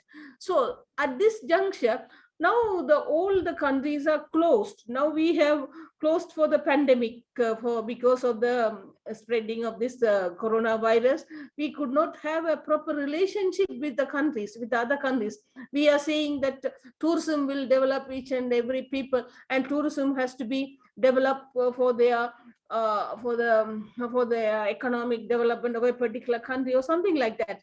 So this global partnership, not only for tourism, for the investment of a greater development, for industrial development, or any other aspects, the partnership, global partnership is very important, as Dr. Ramanathan may be knowing all these situations, and how the partnership can be developed with the good willing for the development of each and every aspect. So global partnership is a very important aspect for the for all the development, not only the industrial development, but also for other development of a particular country. So as we all think about this millennium, that sustainable development, we must look into the challenges also. The many challenges are there to see the development is how far it has been taking place. So the challenges should be taken into care in a very good manner. When we look at the aspect that 8 millennium goals, which range from having poverty rates to halting the spread of HIV, AIDS, and providing universal education, all by the target date 2015. From a blueprint agreed to by all the countries and all the world's leading development institutions, they have led unprecedented efforts to meet the needs of the world's poorest. The UN also worked with the governments, civil society, and other partners to build on the momentum generated by the Millennium Development Goals and carry on with the ambitious post-2015 development agenda. When we look at these goals, Sri Lanka is also following the same goals for the development of the country. But at the same time, the post-conflict that sparked unrest in Sri Lanka and in many ways drove the necessity for a bill like PTA was the conflict between the two ethnic populations. But you know what is the PTA, Prevention and Terrorism Act. So these issues are entirely shattered the development of the country. As you all know, for last more than 30 years, the ethnic conflict and the civil war damaged the progress of the country. So this type of issues should be dealt in a very diplomatic way. So we have been really suffering for a long time for many matters. All the aspects should be changed according to the situation. There were a lot of issues behind this, and we can see how the millennium goals, although they are very equal to the global development, but at the same time, when it comes to our own development, our own Sri Lanka development, it will have a lot of challenges, and there are many issues to be tackled in locally. So that for the improving the living conditions in the development countries, for an example, Cuba, Latin America, and everything, they have to look into to their development with the other countries. They have to get the help of other countries for future development of these other Latin America. They are the developing countries. They need to have more help from the other developed countries. So in this case, we have to look at the help of the other countries to develop these underdeveloping countries. So in this aspect, so Sri Lanka, we have to look at the conflict, how conflict have been there for a long time. So it had affected, or it had damaged the development of the youngsters, or not only that, develop the educational standard and so many aspects, employment opportunities. So all the things have to be looked into that way. So I would like to give a great thanks to Mr. Ramanathan and the association for giving me a good opportunity to talk about this. But at the same time, I would like to say, so I would prepare well in the next time and take up one aspect, and I can deal it in a very detailed manner in the future. So thank you very much for giving me this opportunity, Mr. Ramanathan, and everybody, for those who have been talking about these things, the Millennium Development Goal. Everybody had talked well, but at the same time, I would like to say the limited information I had given you this type of talks. Thank you very much, Mr. Ramanathan. You are welcome. Even a short span of time, you have keep it engaged as well as delivered very well. Thank you so much for accepting and coming forward to deliver this wonderful talk, Millennium Development Goals. It is also the part of sustainability development from the developing country. How do you perceive with the current scenario, how to develop the community for the next level? Thank you so much. Over to Vijaya. Thank you very much for giving me this opportunity. Thank you, Doctor. Thank you, Dr. Anushya, for sharing all the information with us on this day. Okay, so now we have our last speaker, Mrs. Vimala Dayalan. She's a Region Trust, Chennai, India. Let's invite Mrs. Vimala Dalayan for her speech. Thank you. Thank you. Before the speaker starts, I would like to share a few words about Mrs. Vimala Dayalan. I connected with her a few months back, nearly 4 or 5 months back, but we could see a lot of driven forces that as a woman, she's supporting the fellow women who can able to empower in their respective field of services. Not only the employment, as also the entrepreneurial goals is to achieve. She is involving with various kind of activities and a great journalist and having a lot of aspirations to support fellow women to come forward and be successful in the community. Over to Mrs. Vimala. Good evening all. First, let me thank Dr. Ram. The way he has introduced me and all, really thanks a lot. And really, I'm very happy to deliver a speech in this Elite Guild with fantastic speakers and with a fantastic host. Really, I'm blessed, I can say you. And especially on the eve of Singapore's 56th National Day. First, let me wish them a happy National Day. My dear Singaporeans, a happy National Day for you all. Okay, now let me continue. This, regarding this United Nations Sustainable Development Goals, all must be aware of that. It is actually framed to end poverty and protect the planet, as well as by 2030, we all the people should enjoy the peace and prosperity. And moreover, all have touched the sustainability topic very nicely. So I'll go into a different section, like in the 17 Sustainable Development Goals of United Nations. Let me take the goal 5th, which is actually to achieve gender equality and empowerment of women and girls, which is actually relevant to my NGO Regrow, that is for renaissance and growth of women. So, no, actually, so much we are doing for the nation, but still I'm really happy to talk in this guild.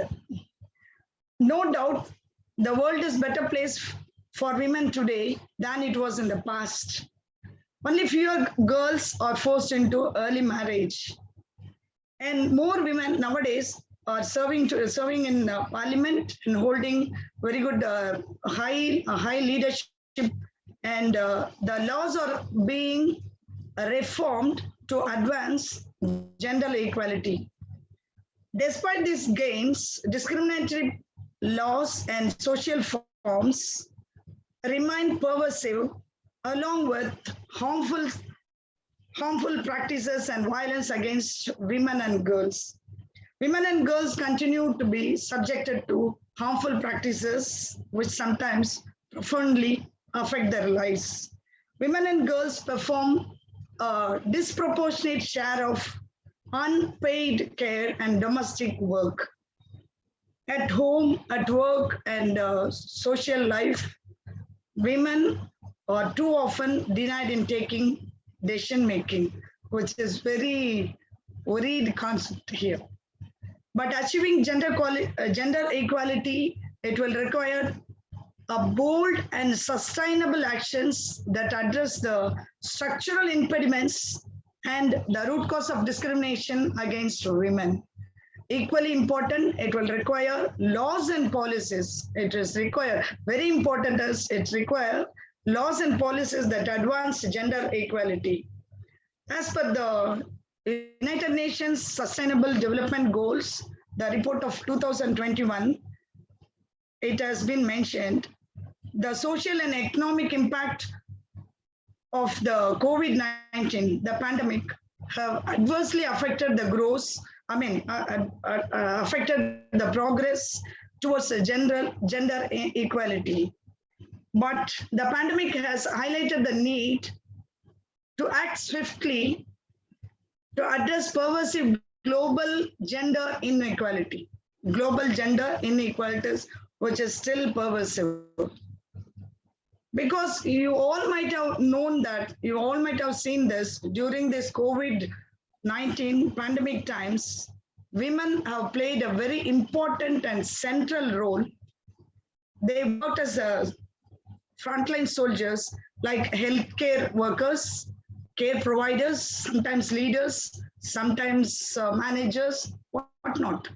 Here, I would like to share my experience as one of the frontline soldiers, because when the first wave was there in India, and that too in Tamil Nadu, Chennai, me and my team, we joined hands with the Corporation of Chennai in the COVID-19 recovery efforts, with the name of the project as CIPs, and Community Intervention Project. And we are really happy to say, and we are very successful in the project also. And we were actually praised by so many people, and we have the satisfaction also. Till this date, I have still in contact with the people also. We are allotted some slum packets. We are very successful in that. Till I submit my project, there was no new cases declared. There was no new cases announced. I'm very happy about that. Okay, in Agenda 2030, it is very happy to know that it is mentioned in that realizing gender equality and empowerment of women and girls, it's a very important point, I think, will make a crucial contribution to progress across all targets and all goals. It will make a crucial contributions. And secondly, it was mentioned in that women and girls enjoy equal access to quality education, economic resources, political participation, and many more. It's really very happy to know about that, because I'm very much concerned about the women empowerment. And at the last, I can say you as a whole, it is mentioned, which is really a boon to our women folk. It has been told, all forms of discrimination and violences against women and girls will be eliminated. To put it in short, I can tell you, like United Nations Sustainable Development Goals, the Agenda for 2030, which is a blueprint to achieve a better world and more sustainable future for all. Really, I'm not prepared for this speech because I was having so many important engagements also. This is also important, but so I am shorting my speech, and I would conclude my speech. Before that, I would like to thank Dr. Ram of AS International Private Limited, Singapore, for giving me the opportunity, golden opportunity to participate in this event. Thank you, Ram sir. And once again, my dear Singaporeans, a happy National Day for you all. Thank you. Thank you so much. Even as for a short span of time, you have done very well, because you are doing the great job for the fellow women and the girls who wanted to aspirate well and getting inspired well with your eminence personality to connect with the right people in the right manner.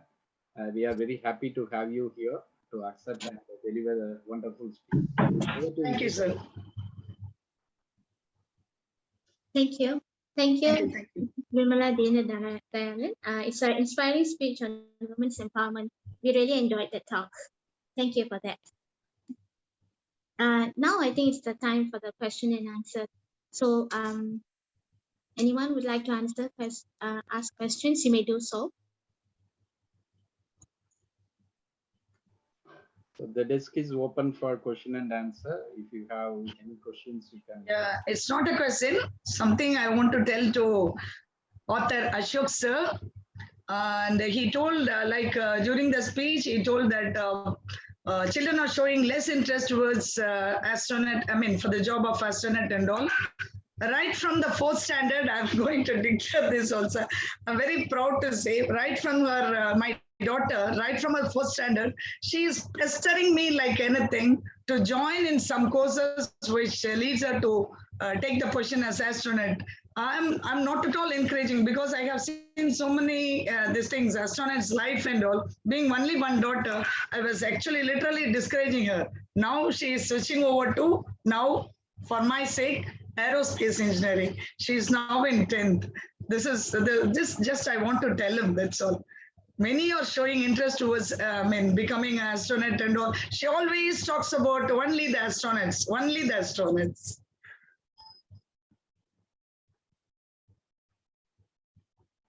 This is the way the young minds always very much passionate, even it is not inspired by the parents or the surrounding people in the family. They are looking the society, they take it as a role model from anywhere. So that is the way they are grooming their skills, and they are designing their passion to enter into that. As a parent, we can able to understand, and we can able to encourage them to go and hold with that. I would like to bring some more values. Anybody, they want to speak anything about this session or ask any questions, making more interactive? Maybe with your permission, I would like to, sir. Yes. First of all, I'd like to thank Vimla for a very good friend of mine for inviting me to this session. I have, not heard of the but I wish I had. After this session is looking at the discussions and the presentations, etc.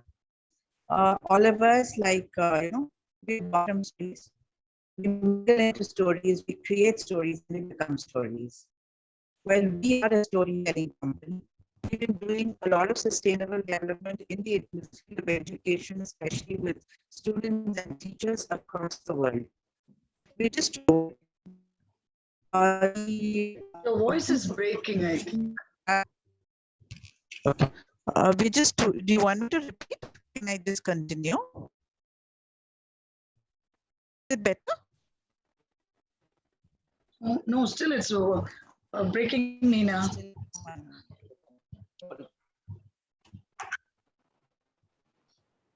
Is it better now? Yes. Yeah, very much. Very much. Yeah. Okay. So we, we all are born from stories. We mingle into stories, we create stories, and we become stories. And we are a young storytelling company. We bring stories and storytellers to just about all schools, colleges, students, and adults all over the world. Now, we are also into sustainable development, especially in the field of education. And I was listening to Mr. Venkat and, the speakers before that also. Yes, there's a lot that can be done in storytelling, in education. And we realized as we were going across schools and colleges in India, we realized that, we complain so much. We saying that government school teachers don't do this, the private school teachers are much better, etc. But you should just see the amount of commitment, the talent, the number of hours that these teachers put in. Hats off to them with absolutely minimum resources. And, I would like all of us, because we are in the field of training and development, etc. We would definitely, we should give these teachers, their due. And that is also empowering. And many of the teachers are women. And that is also empowering women. So we need to do so much more on that. And definitely my company, which, is taken a little bit from Dr. Ram, we are called Ace Innovation India, Private Limited Singapore, and we work through India. So we would love to work with all of you here, and it would be a pleasure. It was a pleasure listening to all of you, and it would be a pleasure working with all of you. And to all the Singaporeans, like Vimala put it, happy National Day. And this was a wonderful National Day. We celebrating it with you. Thank you so much. Thank you, Dr. Nina. It is really wonderful feedback. and appreciate your contribution towards your service through the Yes Novation. And I would like to, Innovation. yeah, Yes Novation. I'd like to get some feedback from Mr. Sharif. He's also teacher in Singapore. Happy National Day, all Singaporeans. Dr. Ram, are you able to hear me? I'm on the earpiece mode. Yes, yes, you can. So all the Singaporeans, Happy National Day is a nice event today. Thank you, Dr. Ram, for organizing this. Speakers all really excellent. Kudos to everyone. And, okay, I touch Mr. Nagarajan, Dr. Rajiv, Dr. Vengat, Professor Anusuya, Ms. Vimala. Finally, the speech was women empowerment. I really liked it. All those things, I remember the Bharatidasan poem, Kalvi illa pengal vaitil purkal vilaylam nan pudalvargal விளைவதில்லை. கலர் நிலம் போன்றவர்கள் ஒரு மெட்டபாரிக்கலா பேசுவார்.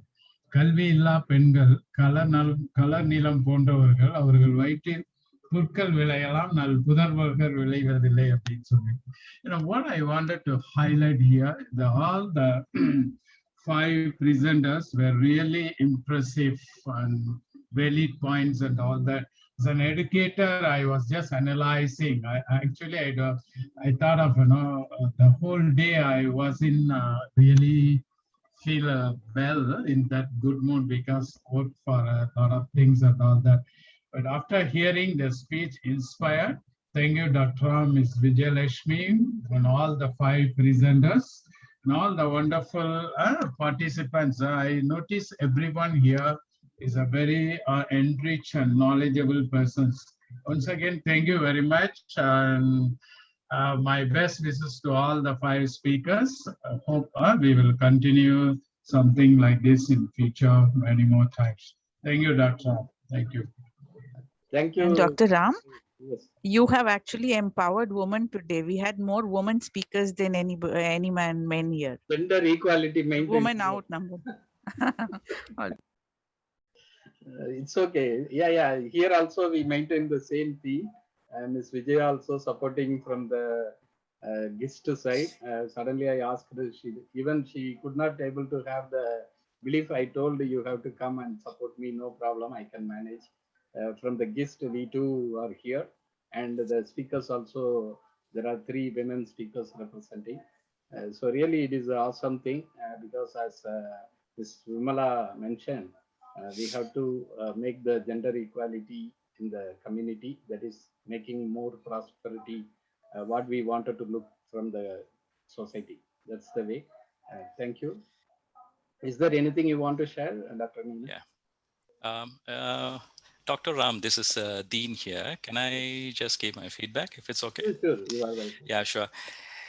Okay, my name is Dean. I'm also from Singapore. I just got connected to Dr. Ram recently. This is the first time I'm actually attending this session. And to be honest with you, I was not throughout the session, but I was very obliged to listen to Madam Vimala Deenadayalan and the speaker Raji Srinivasan as well. Madam, I really have to thank you both for one thing, because I had the time, because I was doing I was also preparing my dinner. So I was walking in and out, and I had the chance of listening to you both. My thing, what I see is, in such a short span of time, you both were able to give crisp messages. Okay, that's the message.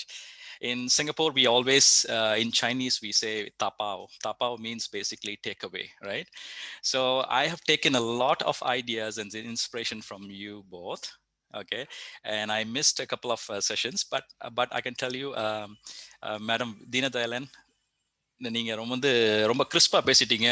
அது எனக்கு ஒரு potato chips சாப்பிட்ட மாதிரியே ஒரு feeling இருக்கு எனக்கு உண்மையிலேயே.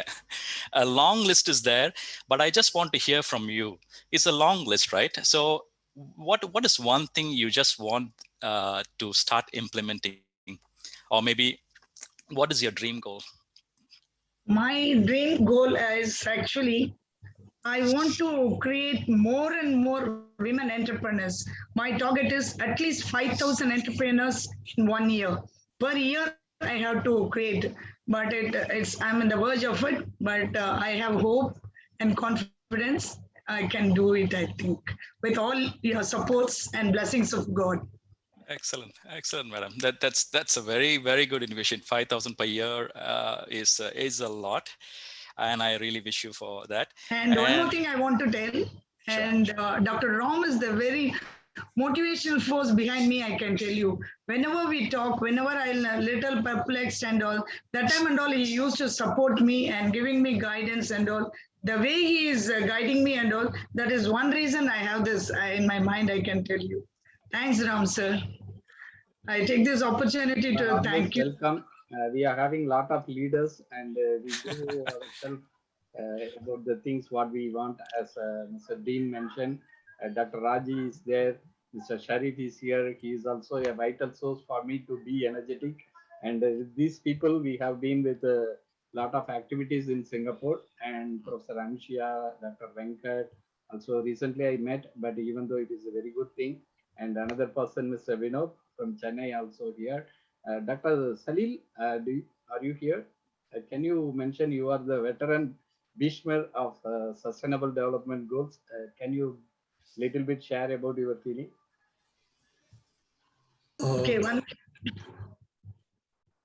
Dr. Ram and very distinctive participants. I'm missing India a lot, yeah. But it is such a nice gift from my recent good friend, Dr. Ram.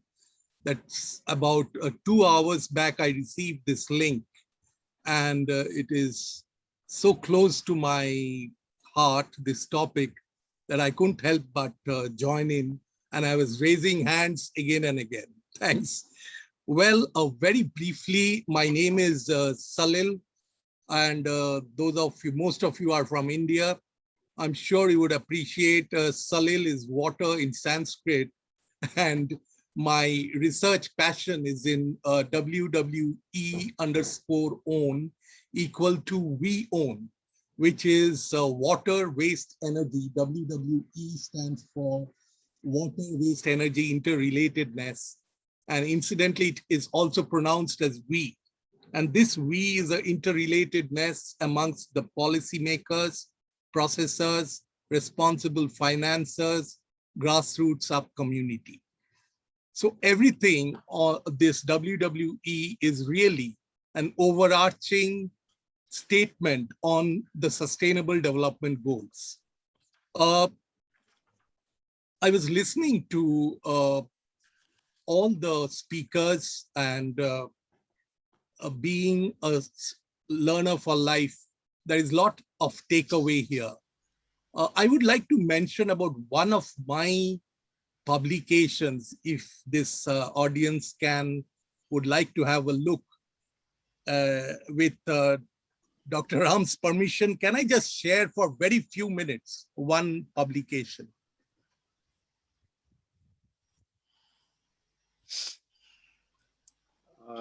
Do you want to have a co-host?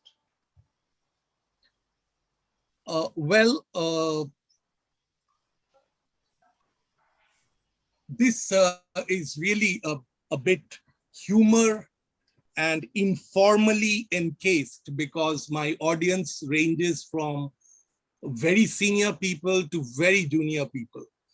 So this is can you see the screen, Dr. Ram? Is it okay? Can you see? Okay. So here is WWE representing like an icon, and it is trying to send a message. It is sending a message of seamlessness for sustainability. That is what I believe the message came out loud and clear from the presentations, that in the society, in business, in private sector, the policymakers, the alignment is much to be expected, much more alignment. Only then, because we don't have a second chance really And as the countdown begins for the COP26 in Glasgow, really, we have to roll our sleeves and get into this act as soon as possible. And the recent assessment report by the IPCC is full of challenges. There is a forest fire, the North Pole, South Pole, they are melting very fast. The water contamination, the rural spaces getting totally full of waste, which is sent by our outputs from the cities. So it's a big cauldron of challenges. So here I wanted to just mention, this is my pursuit. I teach, consult, and publish. So very much in Singapore. It is wonderful to be here. Thank you so much for your attention. Really wonderful. We will have some special session from your side to deliver for the people in future. Thank you so much for joining in the last minute. Even I forgot to share this particular thing to you, but today we have you with a blessed manner. Thank you so much. Any other person who wanted to have any question or interaction about this session, please. Dr. Ram, I just want a few seconds only to thank someone here. I want to thank Miss Vijaya Lakshmi, who had been doing such a beautiful job from the beginning till the end. Even though she kept telling in the beginning that she is not used to this, she is not used to this. 3 cheers to Vijaya Lakshmi. Thank you, Vijaya Lakshmi. Without you, today's program would not have been possible for all of us. Thank you. Yes. Yes, I Vijaya join with Lakshmi. you. Wonderful job. Yeah. Yeah, wonderful job. Her. Yeah, thank you, Vijaya Lakshmi. As a women folk, we have to support you. I started here, my gender equality. You also give support to me. Thank you. Keep rocking, Beta. Keep rocking. Okay. Thank you, ma'am. I'm really impressed with the work and the thoughts that you share. I'm really into women's empowerment also. So yeah, hope we will meet one day. Yeah. Ma'am, with Dr. Ram's help, it's not far away actually. You will be one of the presenters soon. Yeah. I mean, Yeah. just adding to this, Vijaya Lakshmi, Madam Vijaya Lakshmi, you just said you're doing it for the first time, right? But I'm just wondering, is it really true? Well, I really feel like that you have been doing this for quite some time, and I can see a lot of fluency and the confidence, and it doesn't look like a first session for you. I mean, for me, actually, it's pretty good, actually. Thanks for coordinating and facilitating the session. I really appreciate that. Thank you, sir. Thanks a lot. Really, she's a deserving person. She's a early childhood teacher, and she can speak a lot, but not in this. She's taking recently the exco committee member as well as the assistant treasurer. And I do wanted to, because our colleagues are very busy, and just I don't want to miss this particular thing. Even Dr. Rajesh Srinivasan is here, Saravanan is here, Mr. Sharif is here. So many people from GIST, they are representing here. Without them, we cannot able to control all this session. So really, I have to thank one and all, whomever having the intention to come and join and make your great presence as well as presentation today and sharing all your content as well as deliverable things. Thank you so much. And Dr. Ali, you wanted to share something? Hello, everybody. Good afternoon and good evening to everyone, whether you are in India or Singapore. Happy National Day to all of you, those who are in Singapore right now. Thank you.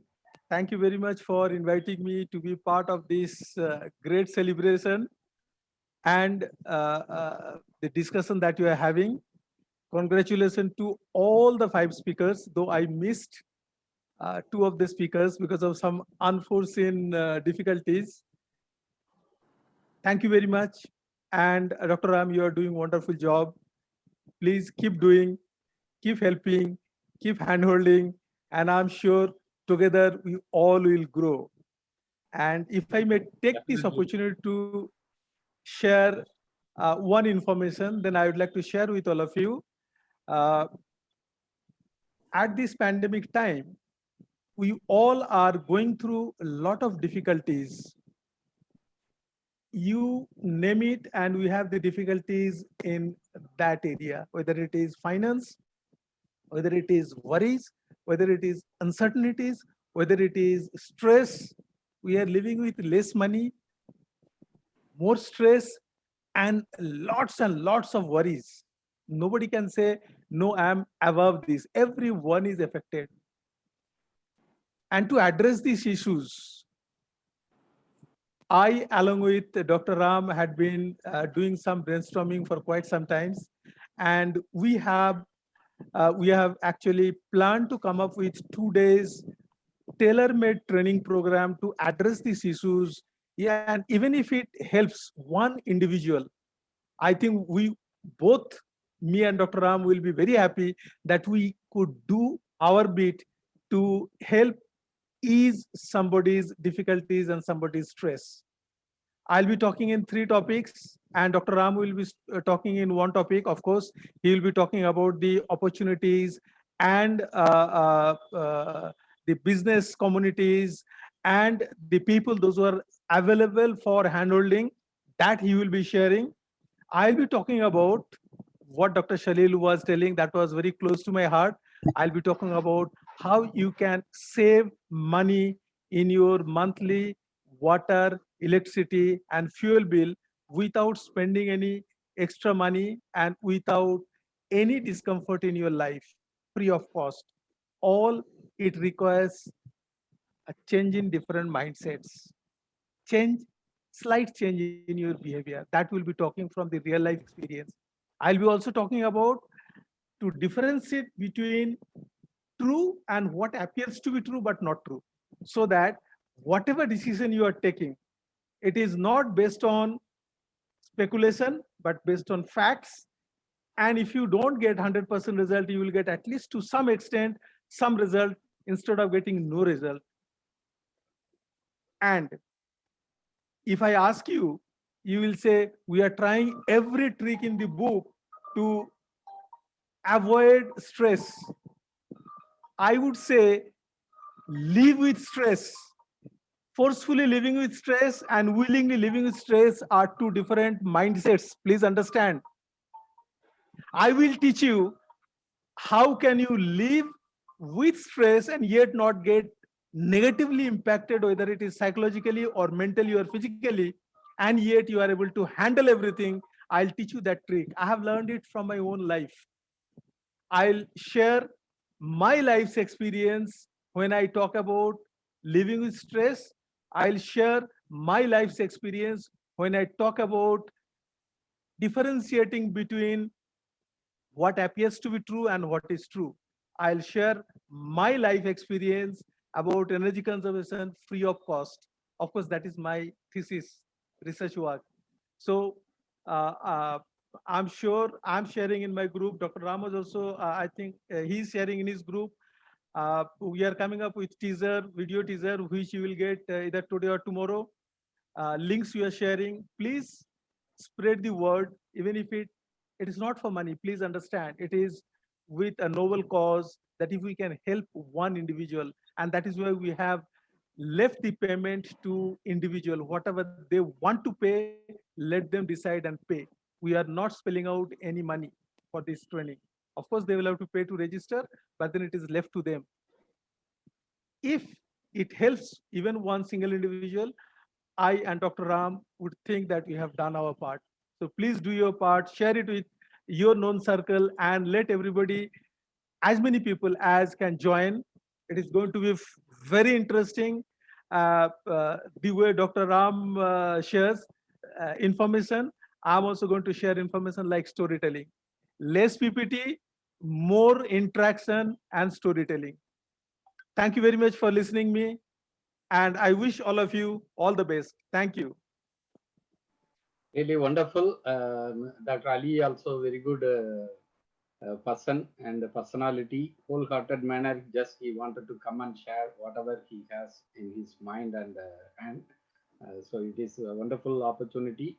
August, end of the August, we are scheduling that program. We will share the flyer and other teaser video. You can encourage your children or any friends who can come and join with the program. There is no money commitment, just only the commitment from the heart to learn something. Thank you so much. And I have the experience with Dr. Rajesh Srinivasan and Mr. Sharif also. We have a lot of plans for coming forward. And Dr. Salil also willing to support for the people who wanted to learn something better through his way of concept about to see the sustainable development goals, how to work out for re-urbanization kind of environment. That we are going to make it one by one. We are planning for that. Thank you so much. Is there any other person, a speaker also can share whatever you are feeling by come forward to? Thanks, Ram. This is Venki. It's a wonderful job you guys have done. Yeah, Ram? you are welcome. Yeah. So I just wanted to thank you, and with your kind permission and from the rest of the speakers, I got to jump into another meeting. So can I be excused? Yes, you can. You can. Thank you. Sure. Thank you. Thank you, Vijaya Lakshmi. She did a wonderful job. I got to compliment her and the rest of the speakers.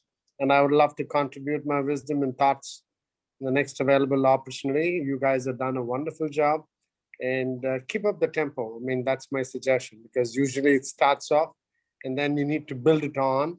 And I'm very interested in the previous speaker who had offered about value addition and enriching a person's life and touching a person's life through stress, living with stress. I mean, I would look forward to. And you're doing a wonderful job. Good night, signing off, and happy National Day, Singapore Day to everybody. Thank you. Thank you so much for delivering some feedback. Thank you, sir. Wonderful. I would like to get any few feedback from anybody. Dr. Yeah, myself, Vinod, Dr. Yes. Ram. Yes, Ms. Vinod. Yeah, it's nice. Good evening and happy National Day of Singapore. And there are some more key takeaways. What the key takeaways? I have summarized certain things in the following.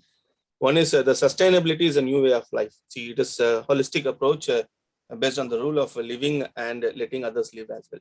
So taking enough and leaving enough for the resource to replenish itself and to create a loop systems and to mimic the nature to avoid waste and be very kind and responsive to the people and to our community. So this is what actually there are key takeaways. In fact, I would like to thank each and everyone.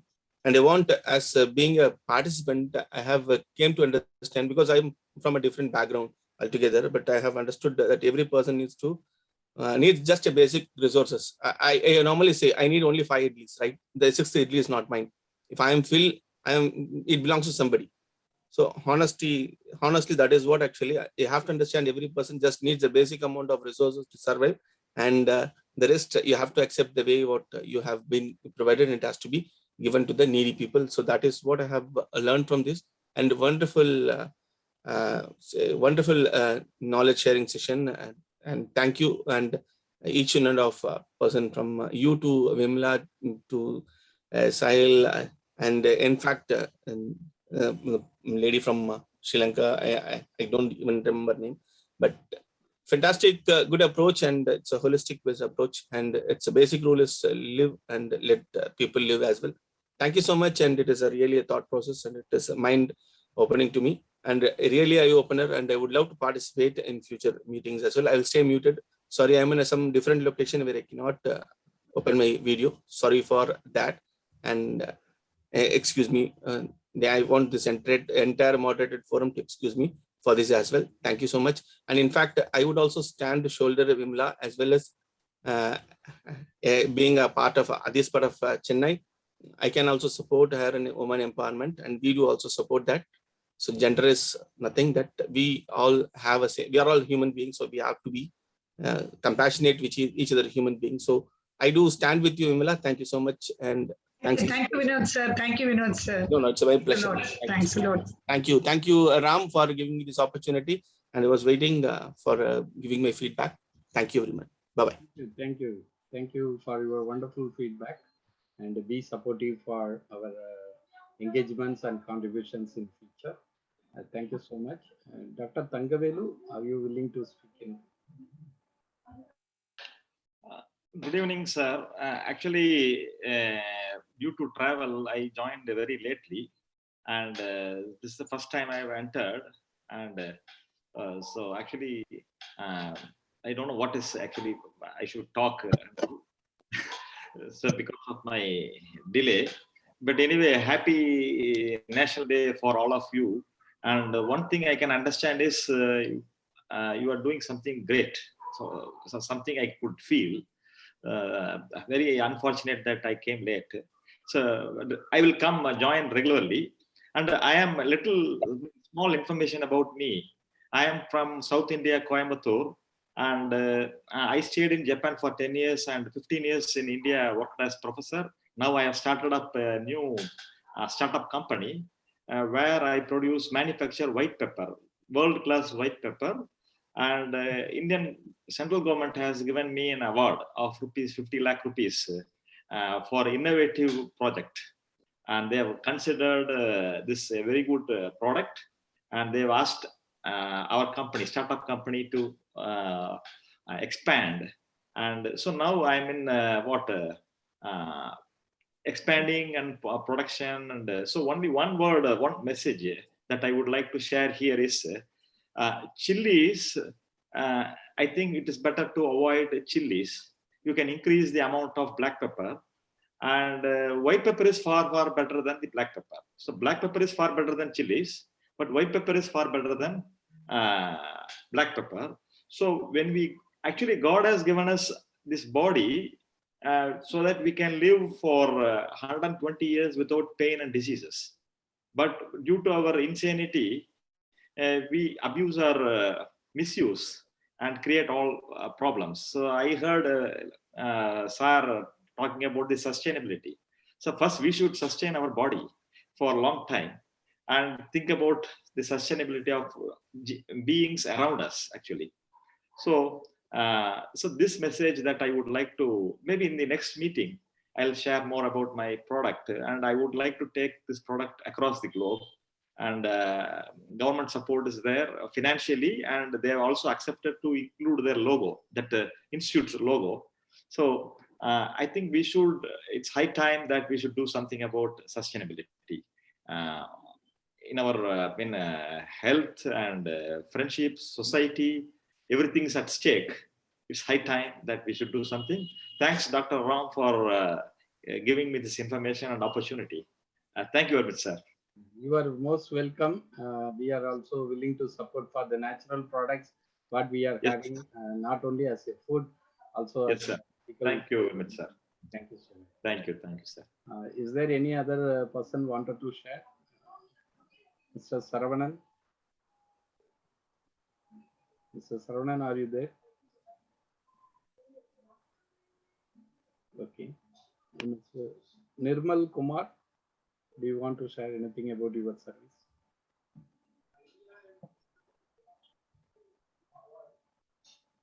Yeah. Thank you very much for this opportunity. I am Nirmal Kumar from Salem. I am an artist, arts and craftsman. This happy Tamil பேசலாமா?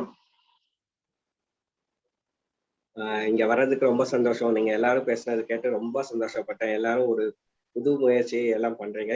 இதுதான் first meet எனக்கு இப்ப வர்றது. ரொம்ப பிடிச்சிருக்கு. ரெகுலரா meeting வரணும்னு நினைக்கிறேன். கண்டிப்பா எல்லாரும் ரொம்ப பெரிய விஷயம் பண்றீங்கிறது தெரியுது. கண்டிப்பா ரொம்ப நல்லா பண்ணுங்க. நான் சின்ன பையன் தான். எல்லாரும் நான் உங்களை வாழ்த்துறேன். எல்லாரும் நல்லபடியா இந்த மாதிரி என்டர்பிரனர்ஸ் உருவாக்குறதுக்கு முயற்சி பண்ணுங்க. என்னால முடிஞ்ச ஹெல்ப் பண்றேன். நான் இது வரைக்கும் ஒரு 2000 லேடிஸ்க்கு ஆர்ட் அண்ட் கிராஃப்ட், எம்ப்ராய்டரி இந்த மாதிரி ஒர்க்கெல்லாம் சொல்லி கொடுத்து மேம்படுத்தியிருக்கேன். சாஃப்ட் டைம் மேக்கிங் யூனிட் வச்சிருந்தேன், எம்ப்ராய்டரி யூனிட் வச்சிருந்தேன். எல்லாருக்கும் நான் ஹெல்ப் பண்ணி நிறையா ஃபேமிலிஸ் வந்து என்னால் மேலே கொண்டு வர முடிஞ்சது. திரும்ப உங்களுக்கு யாருக்காவது தேவைப்பட்டுச்சுனாலும் கண்டிப்பாக நான் ஆன்லைன்லேயே பண்ணி கொடுப்பேன். ட்ரைனிங் கொடுத்துட்ருக்கேன் 10%. Thank you very much. Happy national டே. தேங்க்யூ. சாரி, எனக்கு அவ்வளோவா இங்கிலீஷ் வராது, தமிழில் பேசுகிறேன். Thank you very much. Sir 1 minute sir. ரொம்ப நன்றி. நீங்க அந்த பெண்களுக்காக ஏதோ பயிற்சி இதெல்லாம் செஞ்சிட்டு இருக்கேன் அப்படின்னு சொன்னீங்க. அதை கேட்கும்போது ரொம்ப நல்லா இருக்கு. என்கிட்ட ஒரு 800 to 1000 பெண்கள்லாம் இருக்காங்க. அவங்களுக்கு ஆன்லைன்ல ஒரு கோர்ஸ் மாதிரி ஏதாவது ஒரு நாமினல் ஃபீல ஏதாவது செஞ்சு கொடுக்க. கண்டிப்பா பண்ணலாம். கண்டிப்பா ஹெல்ப் பண்ணுங்க. ஃபோன் நம்பர் கொஞ்சம் சார் கிட்ட கொடுத்துருங்க, நாங்க எடுத்துக்கிறோம். Okay, thank you. Thank you. You already shared in the chat also. I will send to you. Thank you, sir. Thank you very much. You also from Excavation India Private Limited. Finally, I use hand over to Miss Vijaya. Ungala contact பண்ணுங்க definitely.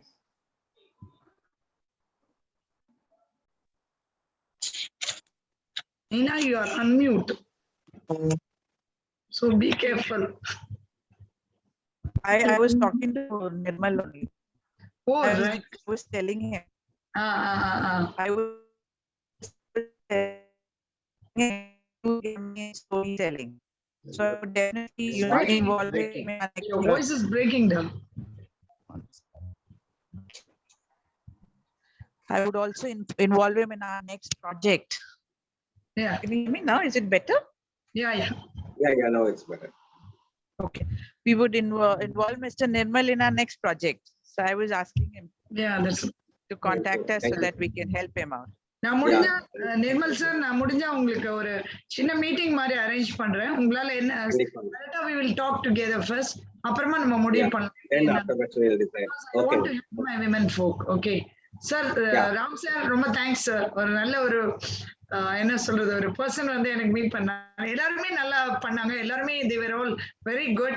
And இது வந்து என்னுடைய மக்களுக்கு வந்து நல்லது செய்யறதுக்காக ஒரு person கிடைச்சாரு. ரொம்ப thanks sir. Okay. Thank you. A big thank you for all the speakers and Dr. Ram for arranging this event, a very successful event. We have learned a lot of values through this program. And once again, thanks to all the speakers and the participants here. And we would like to end the program now. Yeah, over to you, Dr. Ram. Thank you so much, Ms. Vijaya, for coming forward to take the task and complete it very successfully. All the best. You have received all the appreciation and rewards from all the people that you have supported me a lot to conduct and host this very successfully. This is very first for GIST also. Behalf of myself, usually I have more people to support, but everybody is getting busy today, so they could not able to join me today. But we can able to conduct a very good conference, something. We can engage all these people together and we can able to make everyone can showcase their talent or their capacity where they can able to serve better for the needful people. Thank you so much for having the blessed day of Singapore National Day. All the best. Thank you. Thank you. Thanks, everyone. Good night. Thank you, Ma. Thank you. Thank you. Thank you, every participant. Thank you, Dr. Ram. Thank you all. Vimla. Thank you, everybody. Thank you so much. You all made the day. You all made my day. Thank you. Thank you so much.